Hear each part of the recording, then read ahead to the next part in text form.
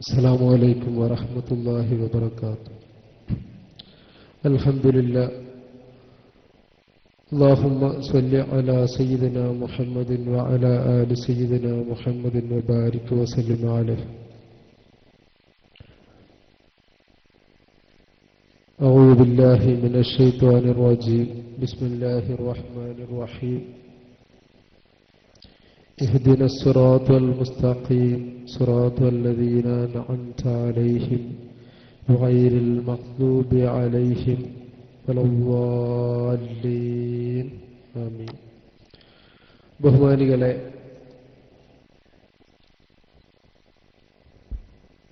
ഒരു പ്രസംഗകനല്ല, സംസാരിക്കാനുള്ള ശേഷി ഇന്ന് പ്രത്യേകിച്ചുമില്ല, സുഖമില്ല. ഞാൻ വന്നിട്ടില്ലെങ്കിൽ ജിഷാൻ ഇങ്ങോട്ട് വരൂല എന്ന് ഭീഷണിപ്പെടുത്തിയിട്ട് അസുഖത്തിനിടയിൽ വന്നതാണ്. അപ്പോ ARCKP വളരെ ആവേശത്തോടെ വളരെ കാര്യമാത്ര പ്രസക്തമായ കാര്യങ്ങൾ ഉണർത്തി. ഞാൻ ഒന്ന് രണ്ട് കാര്യങ്ങൾ മാത്രം പറയാൻ ആഗ്രഹിക്കുകയാണ്. ആവേശത്തോട് പറയാനുള്ള താക്കത്തില്ല, ക്ഷമിക്കണം. ഇവിടെ ആമുഖങ്ങൾ നീട്ടുന്നില്ല. വിഷയത്തിൽ ഒന്ന് രണ്ട് കാര്യങ്ങൾ ഞാൻ ഓർമ്മിപ്പിക്കാൻ ഉദ്ദേശിക്കുകയാണ്. ഒന്നാമത്തതും, ഈ കാര്യം മനസ്സിലാക്കുന്നില്ലെങ്കിൽ ഈ വിഷയത്തിന്റെ സംസാരങ്ങൾ കേട്ടിട്ട് കാര്യമില്ലാത്തതുമായൊരു കാര്യമാണ്. ഞങ്ങൾ പയ്യോളി ഒരു പരിപാടി നടത്തി. പയ്യോളി പരിപാടിയിൽ പങ്കെടുത്ത എല്ലാവർക്കും അങ്ങനെ വിഭാഗങ്ങളൊന്നുമില്ല, എല്ലാ ജനങ്ങൾക്കും മനസ്സിലായി മുടി വിഷയത്തിൽ കാന്തപുരം കളവ് പറഞ്ഞിട്ടുണ്ട്, തട്ടിപ്പ് നടത്തിയിട്ടുണ്ട് എന്ന് ഒക്കെ മനസ്സിലായി.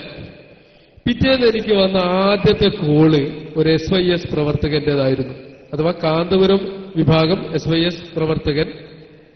അദ്ദേഹത്തോട് എന്നോട് ചില കാര്യങ്ങളൊക്കെ പറഞ്ഞപ്പോൾ ഞാൻ പറഞ്ഞു, കളവ് വ്യക്തമായി ബോധ്യപ്പെട്ടതല്ലേ എന്ന് ചോദിച്ചപ്പോൾ അദ്ദേഹം പറഞ്ഞ മറുപടി എന്നെ വല്ലാതെ ചിന്തിപ്പിച്ചു. അദ്ദേഹം പറഞ്ഞു, അതൊരു ചെറിയ വിഷയമല്ലേ, നിങ്ങൾ പറയുന്ന പോലെ തന്നെ ഞങ്ങൾ സമ്മതിച്ചു, അപാകത വന്നിട്ടുണ്ട്, ചെറിയ കളവൊക്കെ വന്നിട്ടുണ്ട്, അതൊരു ചെറിയ വിഷയമല്ലേ. അപ്പൊ ഞാൻ പറഞ്ഞു, നിങ്ങൾക്കത് ചെറുതായിരിക്കാം, എന്നെ സംബന്ധിച്ചിടത്തോളം, മുഅ്മിനീങ്ങളെ സംബന്ധിച്ചിടത്തോളം അതിനേക്കാൾ വലിയ വിഷയം ഇല്ല. അതുകൊണ്ട് എന്റെ അനുവാചകരോട്, എന്നെ കേൾക്കുന്നവരോട് ഞാൻ പറയാണ്, അതൊരു ചെറിയ വിഷയമാണെന്ന് മനസ്സിലാക്കുന്നവർ ആരെങ്കിലും ഉണ്ടെങ്കിൽ അവരോട് ആർക്കും ഒന്നും പറയാനില്ല.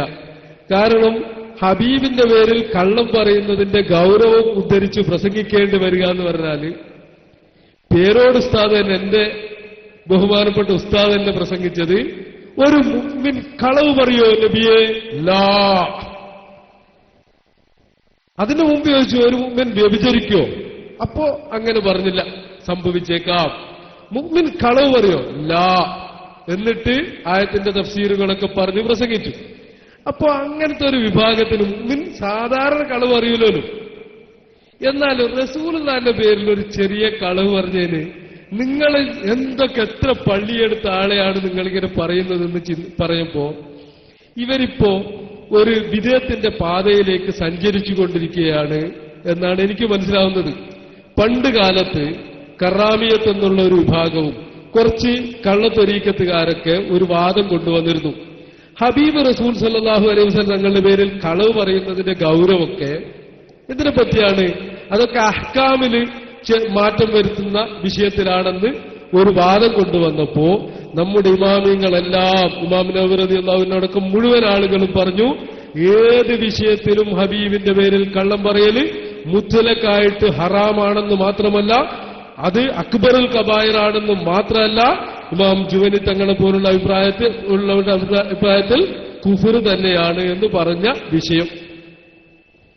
ഇമാം മിസ്രി റളിയല്ലാഹു അൻഹു പറഞ്ഞു, ഹബീബിന്റെ പേരിൽ ഒരു വാക്ക്, ഒരു നല്ല വാക്ക് ഒരാൾ കളവായി ചേർത്താലും, അഥവാ അതിലൊരു ഹുക്കുമുമില്ല, ഒരു വിഷയവുമില്ല, എന്നാലും അത് അക്ബറുൽ കബായിറാണെന്ന് പറഞ്ഞു. ഇങ്ങനെ ഹബീബിന്റെ പേരിൽ ചെറിയ ഒരു വാക്ക് ചേർത്താൽ, എന്തെങ്കിലും ഒരു കളവ് ചേർത്താൽ അത് കബീറത്താണെന്ന് പഠിപ്പിക്കപ്പെട്ട മതത്തിന്റെ വക്താക്കളായി തലയെക്കെട്ട് കെട്ടി നടക്കുന്ന ഞങ്ങൾ 110 സുന്നികളാണെന്ന് പറയുന്നവർ ഹബീബിന്റെ പേരിൽ കളവ് പറയുന്ന ഒരു നിസ്സാര പ്രശ്നത്തിന്റെ പേരിൽ നിങ്ങൾ എന്തിന് ഫിത്ന ഉണ്ടാക്കുന്നു എന്ന് എന്നോട് ചോദിച്ചു. ഇത് നമ്മൾ കരുതിയിരിക്കണം. ഇവർക്ക് ഇത് ആ പണ്ട് കാലത്ത് കഴിഞ്ഞ മുബ്തദീങ്ങളുടെ ശൈലിയിലേക്ക് പോകുന്നുണ്ട്. ഒരു ചെറിയ വിഷയം പൊന്മളന്റെ ഭാഷ പറഞ്ഞ നമ്മൾ എന്തിനാ തേജസ്സുസ് നടത്തുന്നത്? നിങ്ങൾ സംഭവം അറിയോ? ഞാന് ഒരു കോഴിയട കുറ്റ്യാടി സിറാലുമേൽ കൊണ്ടു കൊടുത്തു. ജിഷാം മലപ്പൂർ പറഞ്ഞിട്ടുണ്ട്. എന്നിട്ട് അത് അവിടെയുള്ള സയ്യിദ് സക്കാഫി എന്ന് പറഞ്ഞ സക്കാഫി ഈ പേരോട് ഉസ്താദിന്റെ മകൻ വശം ഒരു പാക്കറ്റ് വീട്ടിലേക്ക് കൊടുത്തയച്ചു. അങ്ങനെ പേരോട് ഉസ്താദ് ഒരു യാത്ര കഴിഞ്ഞ് അവിടെ എത്തിയപ്പോ ഭാര്യ ഈ ഉസ്താദിനും ഡ്രൈവർക്കും ഈ ചായയുടെ കൂടെ കോഴിയട കൊടുത്തു. അപ്പോഴ് ഉസ്താദ് ചോദിച്ചു, ഇത് എവിടുന്നാണ്? അപ്പോ ഭാര്യ പറഞ്ഞു, മുഹമ്മദ് കൊണ്ടുതന്നാ, മകൻ കൊണ്ടുതന്നാന്ന് പറഞ്ഞു. അപ്പൊ ചോദിച്ചു, അവനെവിടുന്ന് കിട്ടി? അങ്ങനെ നോക്കുമ്പോ സനത് മുറിഞ്ഞു. സയ്യിദ് സക്കാഫി വരെ സനതെത്തി. മുത്തസിലായില്ല. കാരണം സയ്യിദ് സക്കാഫിക്ക് ആര് കൊടുത്തു? ആള് മജ്ഹൂലാണ്. അതുകൊണ്ട് പറഞ്ഞു കഴിക്കാൻ പാടില്ല, നിങ്ങൾ ശ്രദ്ധിക്കണം, കഴിക്കാൻ പാടില്ല. അത് കഴിഞ്ഞ് ഉസ്താദ് കുറ്റ്യാടിയെത്തി. എന്റെ മുമ്പിൽ നിന്ന് മുഹമ്മദിനെ വിളിച്ചു. മുഹമ്മദ്, നിനക്കാരാ കോഴിയാണെന്ന് ചോദിച്ചു. അപ്പൊ പറഞ്ഞു സയ്യിദ് സക്കാഫി തന്നാണ്. സയ്യിദ് സക്കാഫി ഞാൻ ഒന്നിച്ചുണ്ട്. സയ്യിദ് സക്കാഫിനോട് ചോദിച്ചു, നിനക്ക് എവിടെ നിന്ന് കിട്ടി? അപ്പൊ പറഞ്ഞു, നമ്മളെ മാഷ് കൊണ്ട് തന്നാൻ. അപ്പൊ എന്റെ മുന്നിൽ നിന്ന് ഉസ്താദ് ഫോണെടുത്ത് വിളിച്ചിട്ട് പറഞ്ഞു, മാഷ്, നമ്മളെ പ്രിയപ്പെട്ട മാഷ് കൊണ്ട് തന്നാൻ. നിങ്ങൾ കണ്ടോ സൂക്ഷ്മത? കണ്ടോ? ഒരു കോഴിയടയുടെ വില പോലും കൽപ്പിക്കാതെ, ആരോ കൊണ്ടുകൊടുത്ത മുടിയെപ്പറ്റി ഒരു വിവരവും അന്വേഷിക്കാതെ ഇത് ഹബീബിന്റേതാണ് എന്ന് പറയുക മാത്രമല്ല, ഇവർ പറഞ്ഞു ഹബീബിന്റേതാണെന്ന് ആരോ പറഞ്ഞു തന്നു എന്നല്ല പറഞ്ഞത്, അത് ആധികാരികമാണെന്ന് പറഞ്ഞു. എന്ന് മാത്രമല്ല, എന്റെ പ്രിയപ്പെട്ട പേരോട് ഉസ്താദ്, ഞാനൊക്കെ ഉസ്താദ് പറഞ്ഞാലത് പിന്നെ ഒന്നും നോക്കാറില്ലായിരുന്നു. ആ ഉസ്താദ് പ്രസംഗിച്ചു, ഈ മർക്കസിലേക്ക് മുടി തന്ന മുഴുവൻ ആളുകളും മുസ്ലിം ഉമ്മത്തിന് 100% വിശ്വാസമാണ് എന്ന്. അത് നെഞ്ചിലേറ്റി അതിനുവേണ്ടി പ്രവർത്തിച്ച ആളാണ് ഞാൻ. എന്നിട്ട് ഞാൻ ഈ വാചകം ഉസ്താദ് പറഞ്ഞതിനെ പറ്റി ചോദിച്ചു. ഒരു സക്കാഫിയോട് ചോദിച്ചപ്പോ പറഞ്ഞു, കുറച്ച് മന്തിക്ക് വേണം, കുറച്ച് ബുദ്ധി വേണം. ഈ മുസ്ലിം ഉമ്മത്ത് എന്ന് പറഞ്ഞാൽ പേരോട് പറഞ്ഞാൽ എന്താ ഉദ്ദേശം എന്ന് അറിയണമെന്നെല്ലാം പറഞ്ഞു. ഞാൻ പറഞ്ഞു, മുസ്ലിം ഉമ്മത്ത് എന്ന് പറഞ്ഞാൽ ഞങ്ങൾക്കെല്ലാം ഒരു അർത്ഥമുണ്ട്. മുജാഹിദായാലും ജമാഅത്തായാലും തബ്ലീഗ് ആയാലും ഖാദിയാനി അല്ല, മറ്റ് വിഭാഗങ്ങളായാൽ അതൊക്കെ മുസ്ലിം ഉമ്മത്തിന്റെ പരിധിയിൽപ്പെടും. അത് ഇജാബത്തിന്റെ ഉമ്മത്താണ്. ഇനി ദഅവത്തിന്റെ ഉമ്മത്താണെങ്കിൽ കുല്ലുഹും വജുല്ലുഹും എല്ലാവരും പെടും. അപ്പൊ പറഞ്ഞു, അല്ല, മുസ്ലിം ഉമ്മത്ത് എന്ന് പറഞ്ഞാൽ ആരാണ്? അത് AP ഉസ്താദിനെ അംഗീകരിക്കുന്നവരാണ്. അപ്പോഴും എന്റെ കൂടെ ഉണ്ടായിരുന്ന അന്ന് AP വിഭാഗത്തിന്റെ കിഴൂർ യൂണിറ്റ് സെക്രട്ടറി ആയ ഷുഹൈബ് പറഞ്ഞു, എനിക്ക് വിശ്വാസമില്ല, ഞാനതിൽ പെടുമെന്ന് ചോദിച്ചു. അപ്പൊ പറഞ്ഞു, AP ഉസ്താദിനെ അംഗീകരിക്കാത്തവർ അതിൽ പെടൂല. അപ്പം ചോദിച്ചപ്പോ മുസ്ലിം ഉമ്മത്തിൽ ഇപ്പോ നിങ്ങൾ യൂണിറ്റ് സെക്രട്ടറി ഇല്ലേ? അപ്പൊ ഇങ്ങനെ കളവുകൾ പറഞ്ഞത് മുഴുവൻ ഒരു കളവിനെ ന്യായീകരിക്കാൻ വേണ്ടി കളവ് പറഞ്ഞ് കളവ് ഹബീബിന്റെ പേരിൽ ചെറിയ മുടിയും ചട്ടിയും കോട്ടും ഇതൊന്നും ചേർക്കുന്നതിന് കളവ് പറയുന്നത് തെറ്റില്ല എന്നിടത്തേക്ക് ഇവരെത്തി എന്ന് മാത്രമല്ല, ഇനിയിപ്പോ ഇങ്ങനെ പോയാല് എന്താണ്, ഇവർക്കിനി വാക്ക് ചേർക്കുന്നതിനും പേരോട് ഉസ്താദ് അവിടെ കുറ്റ്യാടി പ്രസംഗിക്കുമ്പോൾ മൂപ്പർ അറിയൂലായിരുന്നു ഇതിന് സനദിന്റെ പ്രശ്നം. അന്ന് പറഞ്ഞിരുന്നു, ഒരു ഫൈദുൽ ഖദീറിൽ നിന്ന് ഉദ്ധരിച്ചുകൊണ്ട് പറഞ്ഞു, ഈ ഇബ്നുൽ ഹാജ് റളിയല്ലാഹു അൻഹു നഖം മുറിക്കുന്ന വിഷയത്തെപ്പറ്റി പറഞ്ഞിട്ട് പറഞ്ഞു, ബുധനാഴ്ച നഖം മുറിച്ചാൽ വെള്ളപ്പാണ്ട് വരുമെന്ന് പറഞ്ഞു.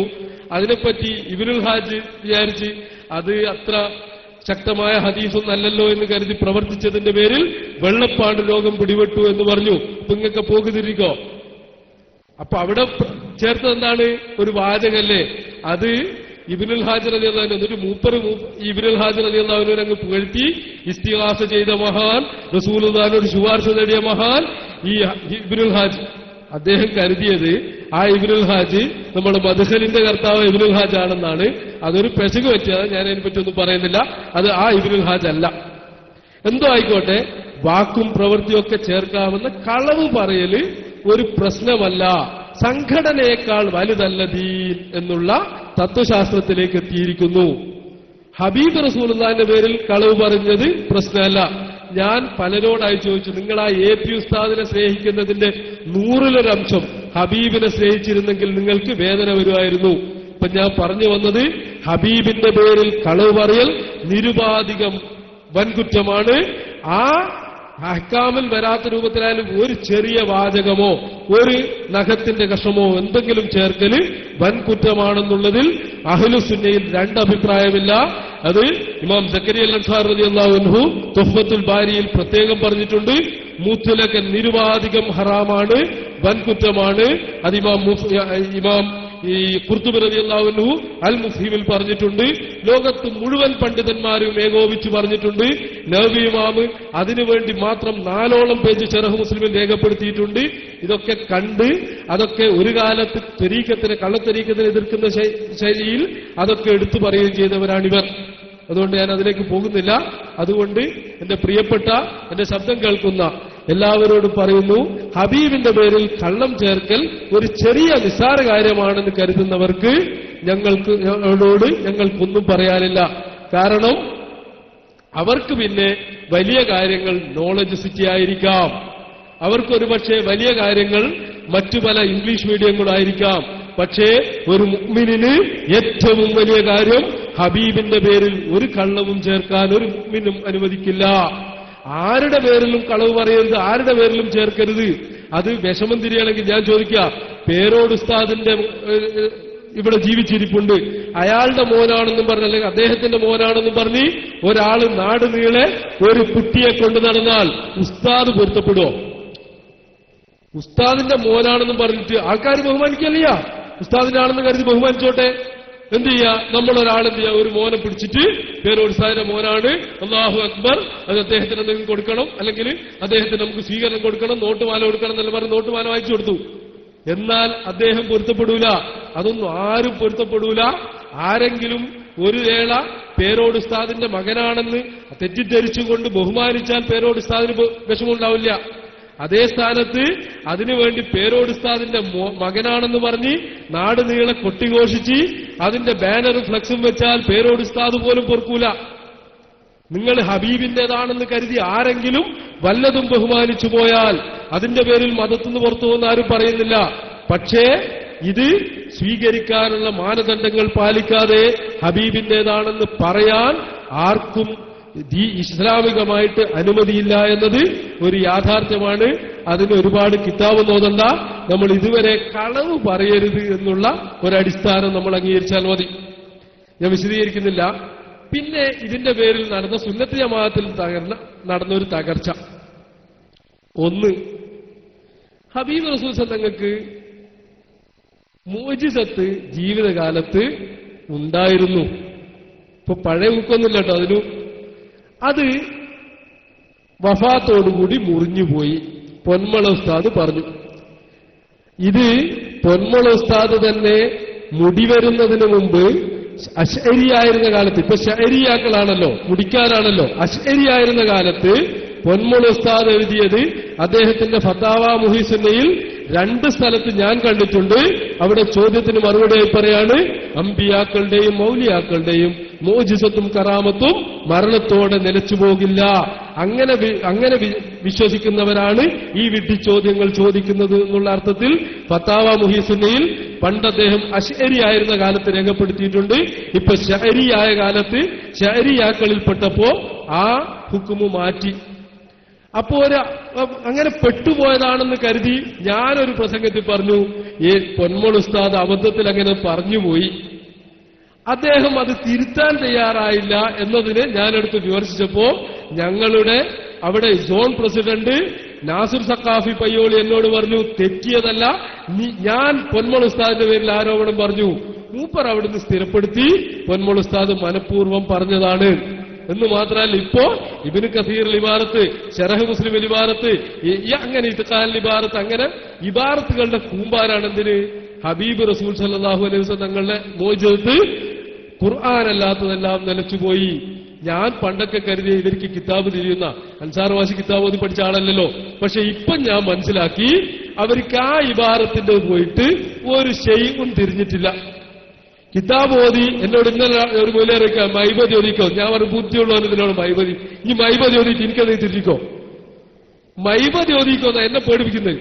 മൈബതി ഓതിയാലൊന്നും ബുദ്ധിയില്ലാത്ത ഈ നമ്മുടെ ഓട്ടപാത്രത്തിൽ എത്ര വെള്ളം നിറച്ചാൽ നിൽക്കൂലല്ലോ.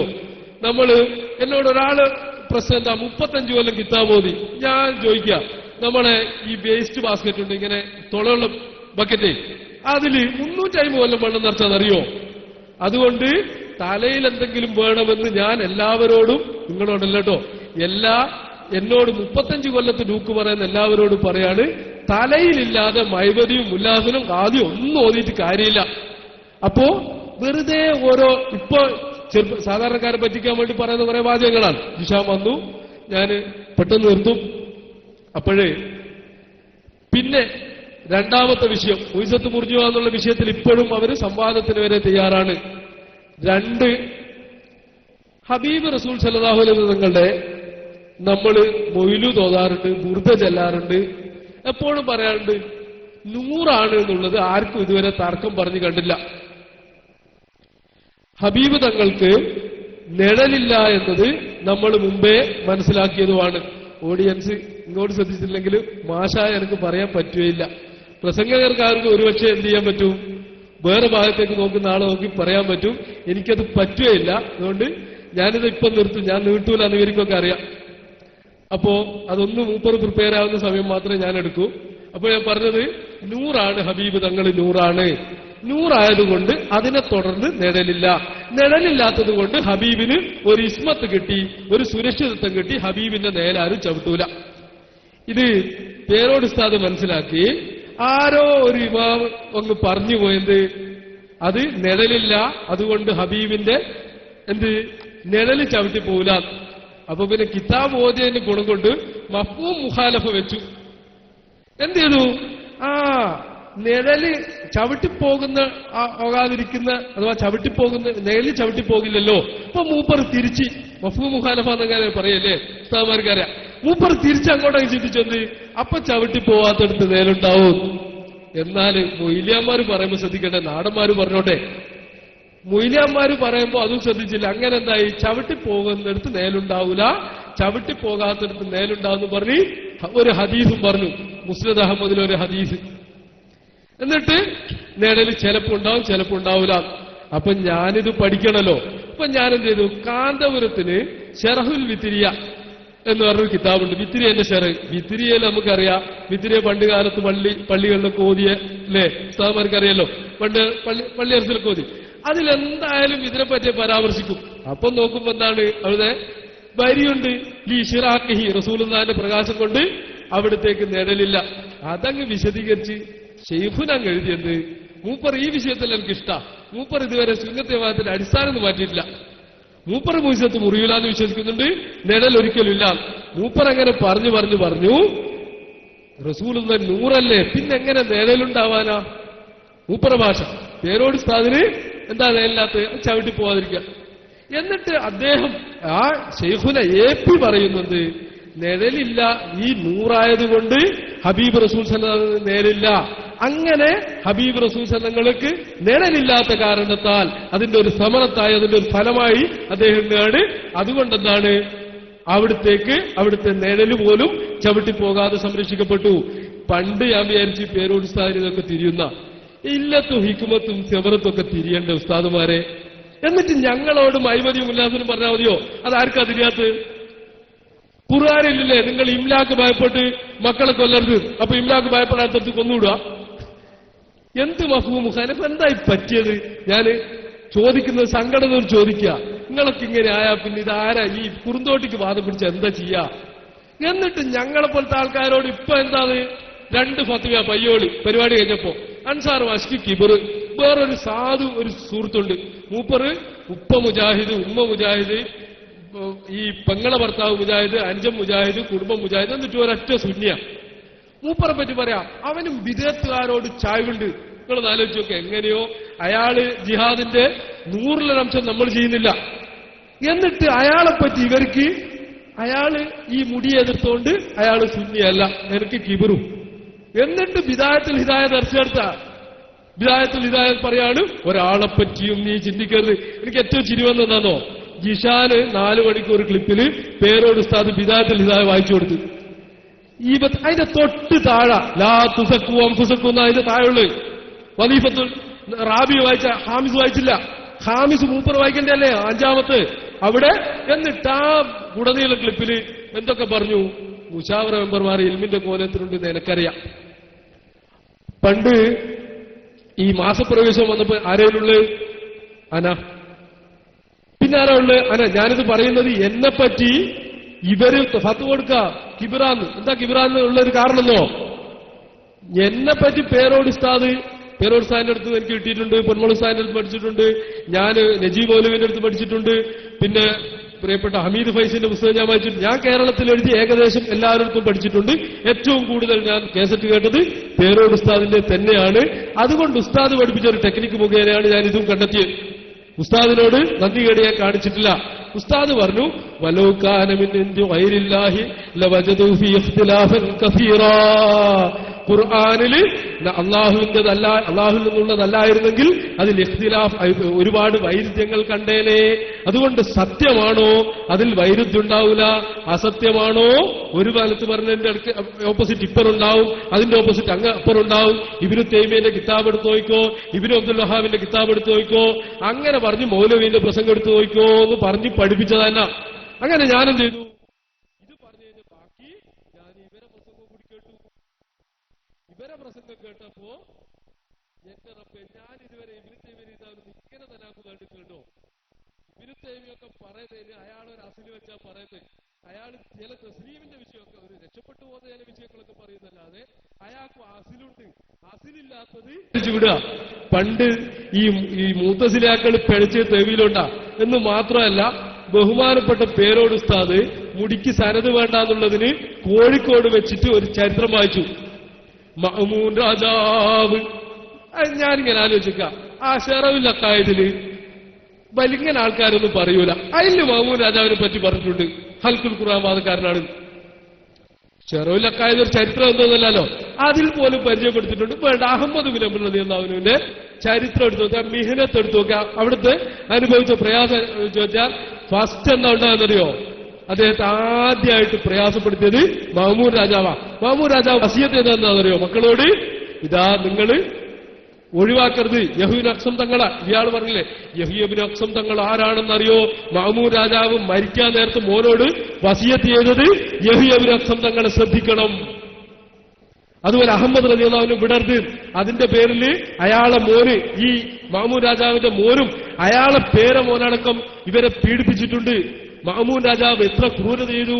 അതേ കിതാബിൽ തന്നെ മഅ്മൂൻ രാജാവ് ഹൽക്കുൽ ഖുർആൻ അഥവാ ഖുർആൻ സൃഷ്ടിയാണെന്ന സുന്നത്ത് ജമാഅത്തിനെതിരായ വാദം സമ്മതിപ്പിച്ചിട്ട് അവിടെ എത്ര ആള് പറഞ്ഞിട്ടുണ്ട് ഖുർആൻ സൃഷ്ടിയാണെന്ന്. ഇപ്പൊ ഞാൻ പറഞ്ഞത് ഈ വിഷയം പോലും മറന്നുപോയി, അതുകൊണ്ട് ഞാൻ നീട്ടുന്നില്ല. നിങ്ങളൊക്കെ പ്രതീക്ഷിക്കുന്നത് എനിക്കറിയാം, എന്നെയല്ല. പിന്നെ ഒരൊറ്റ പോയത്വം കൂടി, ഈ ഷാറുമാർക്ക് കരിയോ? വീണാൽ കരിയൂല, പിന്നെയോ ഇട്ടാ കരിയും. മൂപ്പർ എന്തേ വിചാരിച്ച് ഇതാകെ ഒരു ഹലബി ഇമാമ് ഇതാ വക്കാന്നുള്ളൊരു ഇബാറത്തേ ഉള്ളൂ എന്നാ. തോക്കുലിനാറെന്ന് വേറെ ഇബാറത്തുണ്ട് ഉസ്താദെ, തീ തിന്നൂലെന്നുണ്ട്. എന്തിന് നമ്മള് നമ്മുടെ പ്രിയപ്പെട്ട എല്ലാ സുന്നികൾ പറയുന്ന ഇമാമാണ് ഇമാം ഖസ്തല്ലാനി. ഇമാം ഖസ്തല്ലാനി റളിയല്ലാഹു അൻഹു പറഞ്ഞെന്താണെന്നറിയോ? തീക്കും തുറാബിനും റസൂലുള്ളാഹിന്റെ ശരീരത്തിന്റെ ഒരു ഭാഗത്തെയും ഒന്നും ചെയ്യാൻ പറ്റൂല. എന്തുകൊണ്ട്? ഏതുപോലെ അല്ലാഹ് പറഞ്ഞില്ലേ, ഇന്നല്ലാഹ ഹറമൽ അർളി അൻ തഖുല അജ്സാദൽ അംബിയാ, അല്ലെങ്കിൽ അങ്ങനെ ഒരു ഇതില്ലേ, ആ ഹദീസിനെ വ്യാഖ്യാനിച്ചുകൊണ്ട് ആര് പറഞ്ഞിട്ടുണ്ട്? ഇവർ വിചാരിച്ചെന്താന്ന്, ഒരു കിതാബില് ഇതാ വക്കാന്നുണ്ട്, വീണാൽ, അല്ലെങ്കിൽ വക്കാന്ന് പറഞ്ഞാൽ വീണാൽ പതിച്ചാൽ എന്നർത്ഥോ, പതിക്കല് ഇട്ടുവിട്ടാലും പതിക്കും, വീണാലും പതിക്കും. ഇവര് വിചാരിച്ചെന്താന്ന് വെച്ചാൽ ഒരു വിഷയം. പിന്നെ ഒരൊറ്റൊന്നും കൂടി പറഞ്ഞു ഞാൻ നിർത്താം. പിന്നെ നജീബ് മൗലവി എന്ന് പറഞ്ഞൊരു പണ്ഡിതൻ, ഞാൻ സ്നേഹിക്കുന്ന ഒരാളാണ്. പക്ഷേ ഈ വിഷയത്തിൽ നല്ലൊരു അബദ്ധം പറഞ്ഞിട്ടുണ്ട്. മൂപ്പറോട് ഈ തഹദീബുൽ അസ്മാഇ വൽ ലുഗാത്ത് എന്ന കിതാബ് മൂപ്പർ വായിച്ചിട്ട് അർത്ഥം കിട്ടിയില്ല. ഇപ്പൊ അൻസാർ ഭാഷ എങ്ങനെയാ മൗലിയാർ അർത്ഥം പഠിപ്പിക്കാന്ന് വിചാരിക്കണ്ട. ഇമാം മഖ്രീസ് റളിയല്ലാഹു അൻഹു അൽ ഇംതാഉൽ അസ്മാ എന്ന് പറഞ്ഞ കിതാബില് ആ വിഷയം വിശദീകരിച്ചിട്ടുണ്ട്. എടുത്ത് നജീബ് മൗലവി നോക്കിക്കോ. അവിടെ പറഞ്ഞു എന്ത്, ഈ ദക്കറൽ ഖിലാഫ് ഫീ മസായിലിൽ ഹസായിസ് ഹബത്ത് എന്നൊക്കെ പറഞ്ഞ് ഇബാറത്ത് മൂപ്പർ വിചാരിച്ച് എന്താണ് ഈ ഹസായിസ് പറയുന്നിടത്ത് ഇനി ഒന്നും പറയാൻ പാടില്ല, അതിൽ ഈ ഖിയാസ് പാടില്ല എന്നൊക്കെ. മൊയ്ലിയാറെ ഒരൊറ്റ ഹസായിസിനെ പറ്റിയും ഇമാമിങ്ങൾ വെച്ചെടുത്ത് നിർത്തിയിട്ടില്ല. നിങ്ങൾ കേൾക്കണോ? ആ പറയുന്നത് അഥവാ പേരോട് ഉസ്താദ് കുറ്റ്യാടിയിൽ അല്ലെങ്കിൽ നാദാപുരത്ത് വായിച്ച നസഫി എന്ന കിതാബില് റസൂലുള്ളാഹിന്റെ ഒരു സവിശേഷതയാണ് അവിടുത്തെ നിഴല് പോലും ചവിട്ടിപ്പോവില്ല. അതിൽ നിന്നാണ് പറയുന്നത്. പിന്നെ എങ്ങനെയാണ് അവിടുത്തെ ഭാര്യയുടെ മേല് വേറൊരാൾ കൈവെക്കാം? അതിന്റെ പേരാ മൊയ്ലിയാറെ ഒന്നും ഒറ്റ കണ്ടെത്താൻ ബില്ലൗല എന്നതിന് പറയാം. ഇത് തന്നെ സംഭവിക്കില്ല, നേരെ തന്നെ ചവിട്ടിപ്പോവില്ല. പിന്നെ എങ്ങനെയാണ് എന്ന് അതാണ് പറഞ്ഞത്. അതുപോലെ നിങ്ങൾ ഈ നൗഷാദ് ഹസനി ഒരു സംവാദത്തിൽ പറഞ്ഞൊരു തെളിവാണ്, ഈസാ നബി ഇറങ്ങി വരും, എന്നിട്ട് ഖബറിന്റെ അടുത്ത് നിന്നിച്ച് യാ മുഹമ്മദ് എന്ന് വിളിച്ചാല് ഉത്തരം ചെയ്യൂ. അപ്പൊ അതൊരു ഹസായിസാണ്. കാരണം ഹസായിസുൽ കുബ്രയിൽ എണ്ണിയിട്ടുണ്ട്.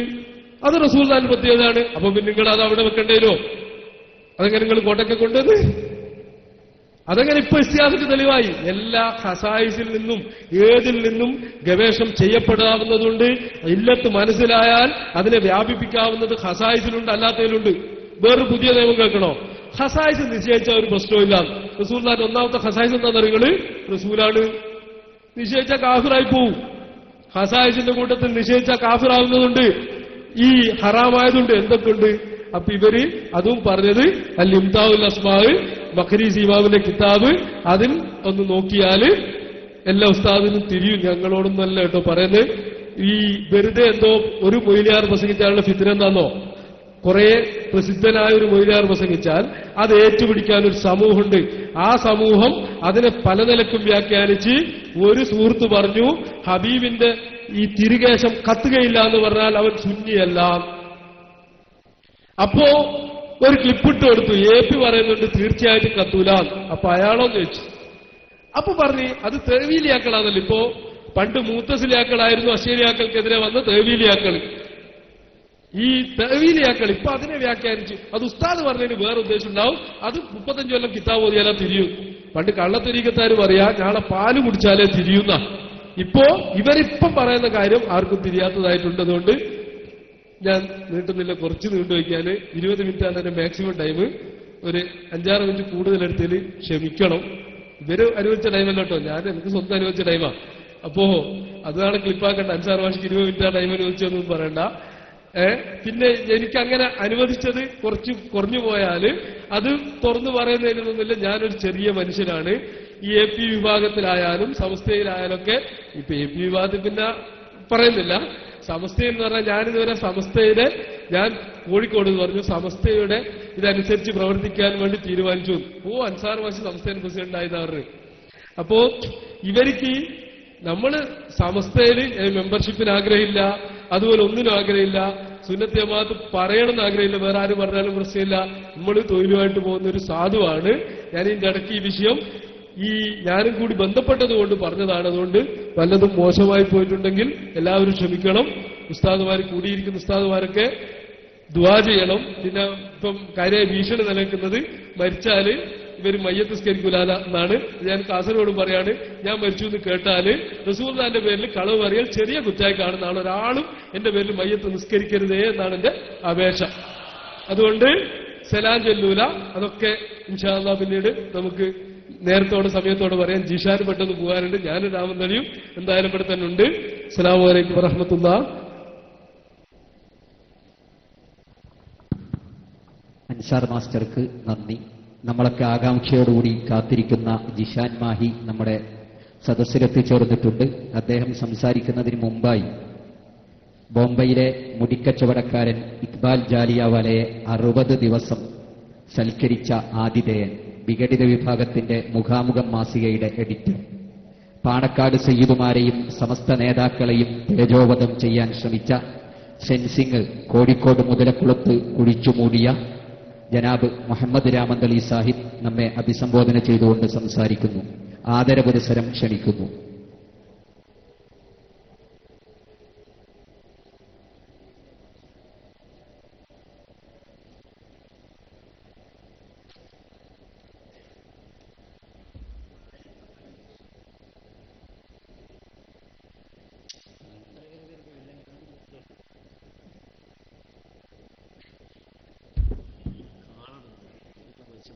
അലൈക്കും വറഹ്മത്തുള്ളാഹി വബറകാതുഹു.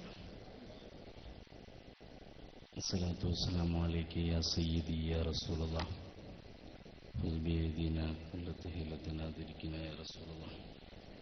അസ്സലാത്തു വസ്സലാമു അലൈക യാ സയ്യിദി യാ റസൂലല്ലാഹ്. അസ്സലാത്തു വസ്സലാമു അലൈക യാ സയ്യിദി യാ റസൂലല്ലാഹ്. അൽ മദദ് അൽ മദദ് അൽ മദദ്.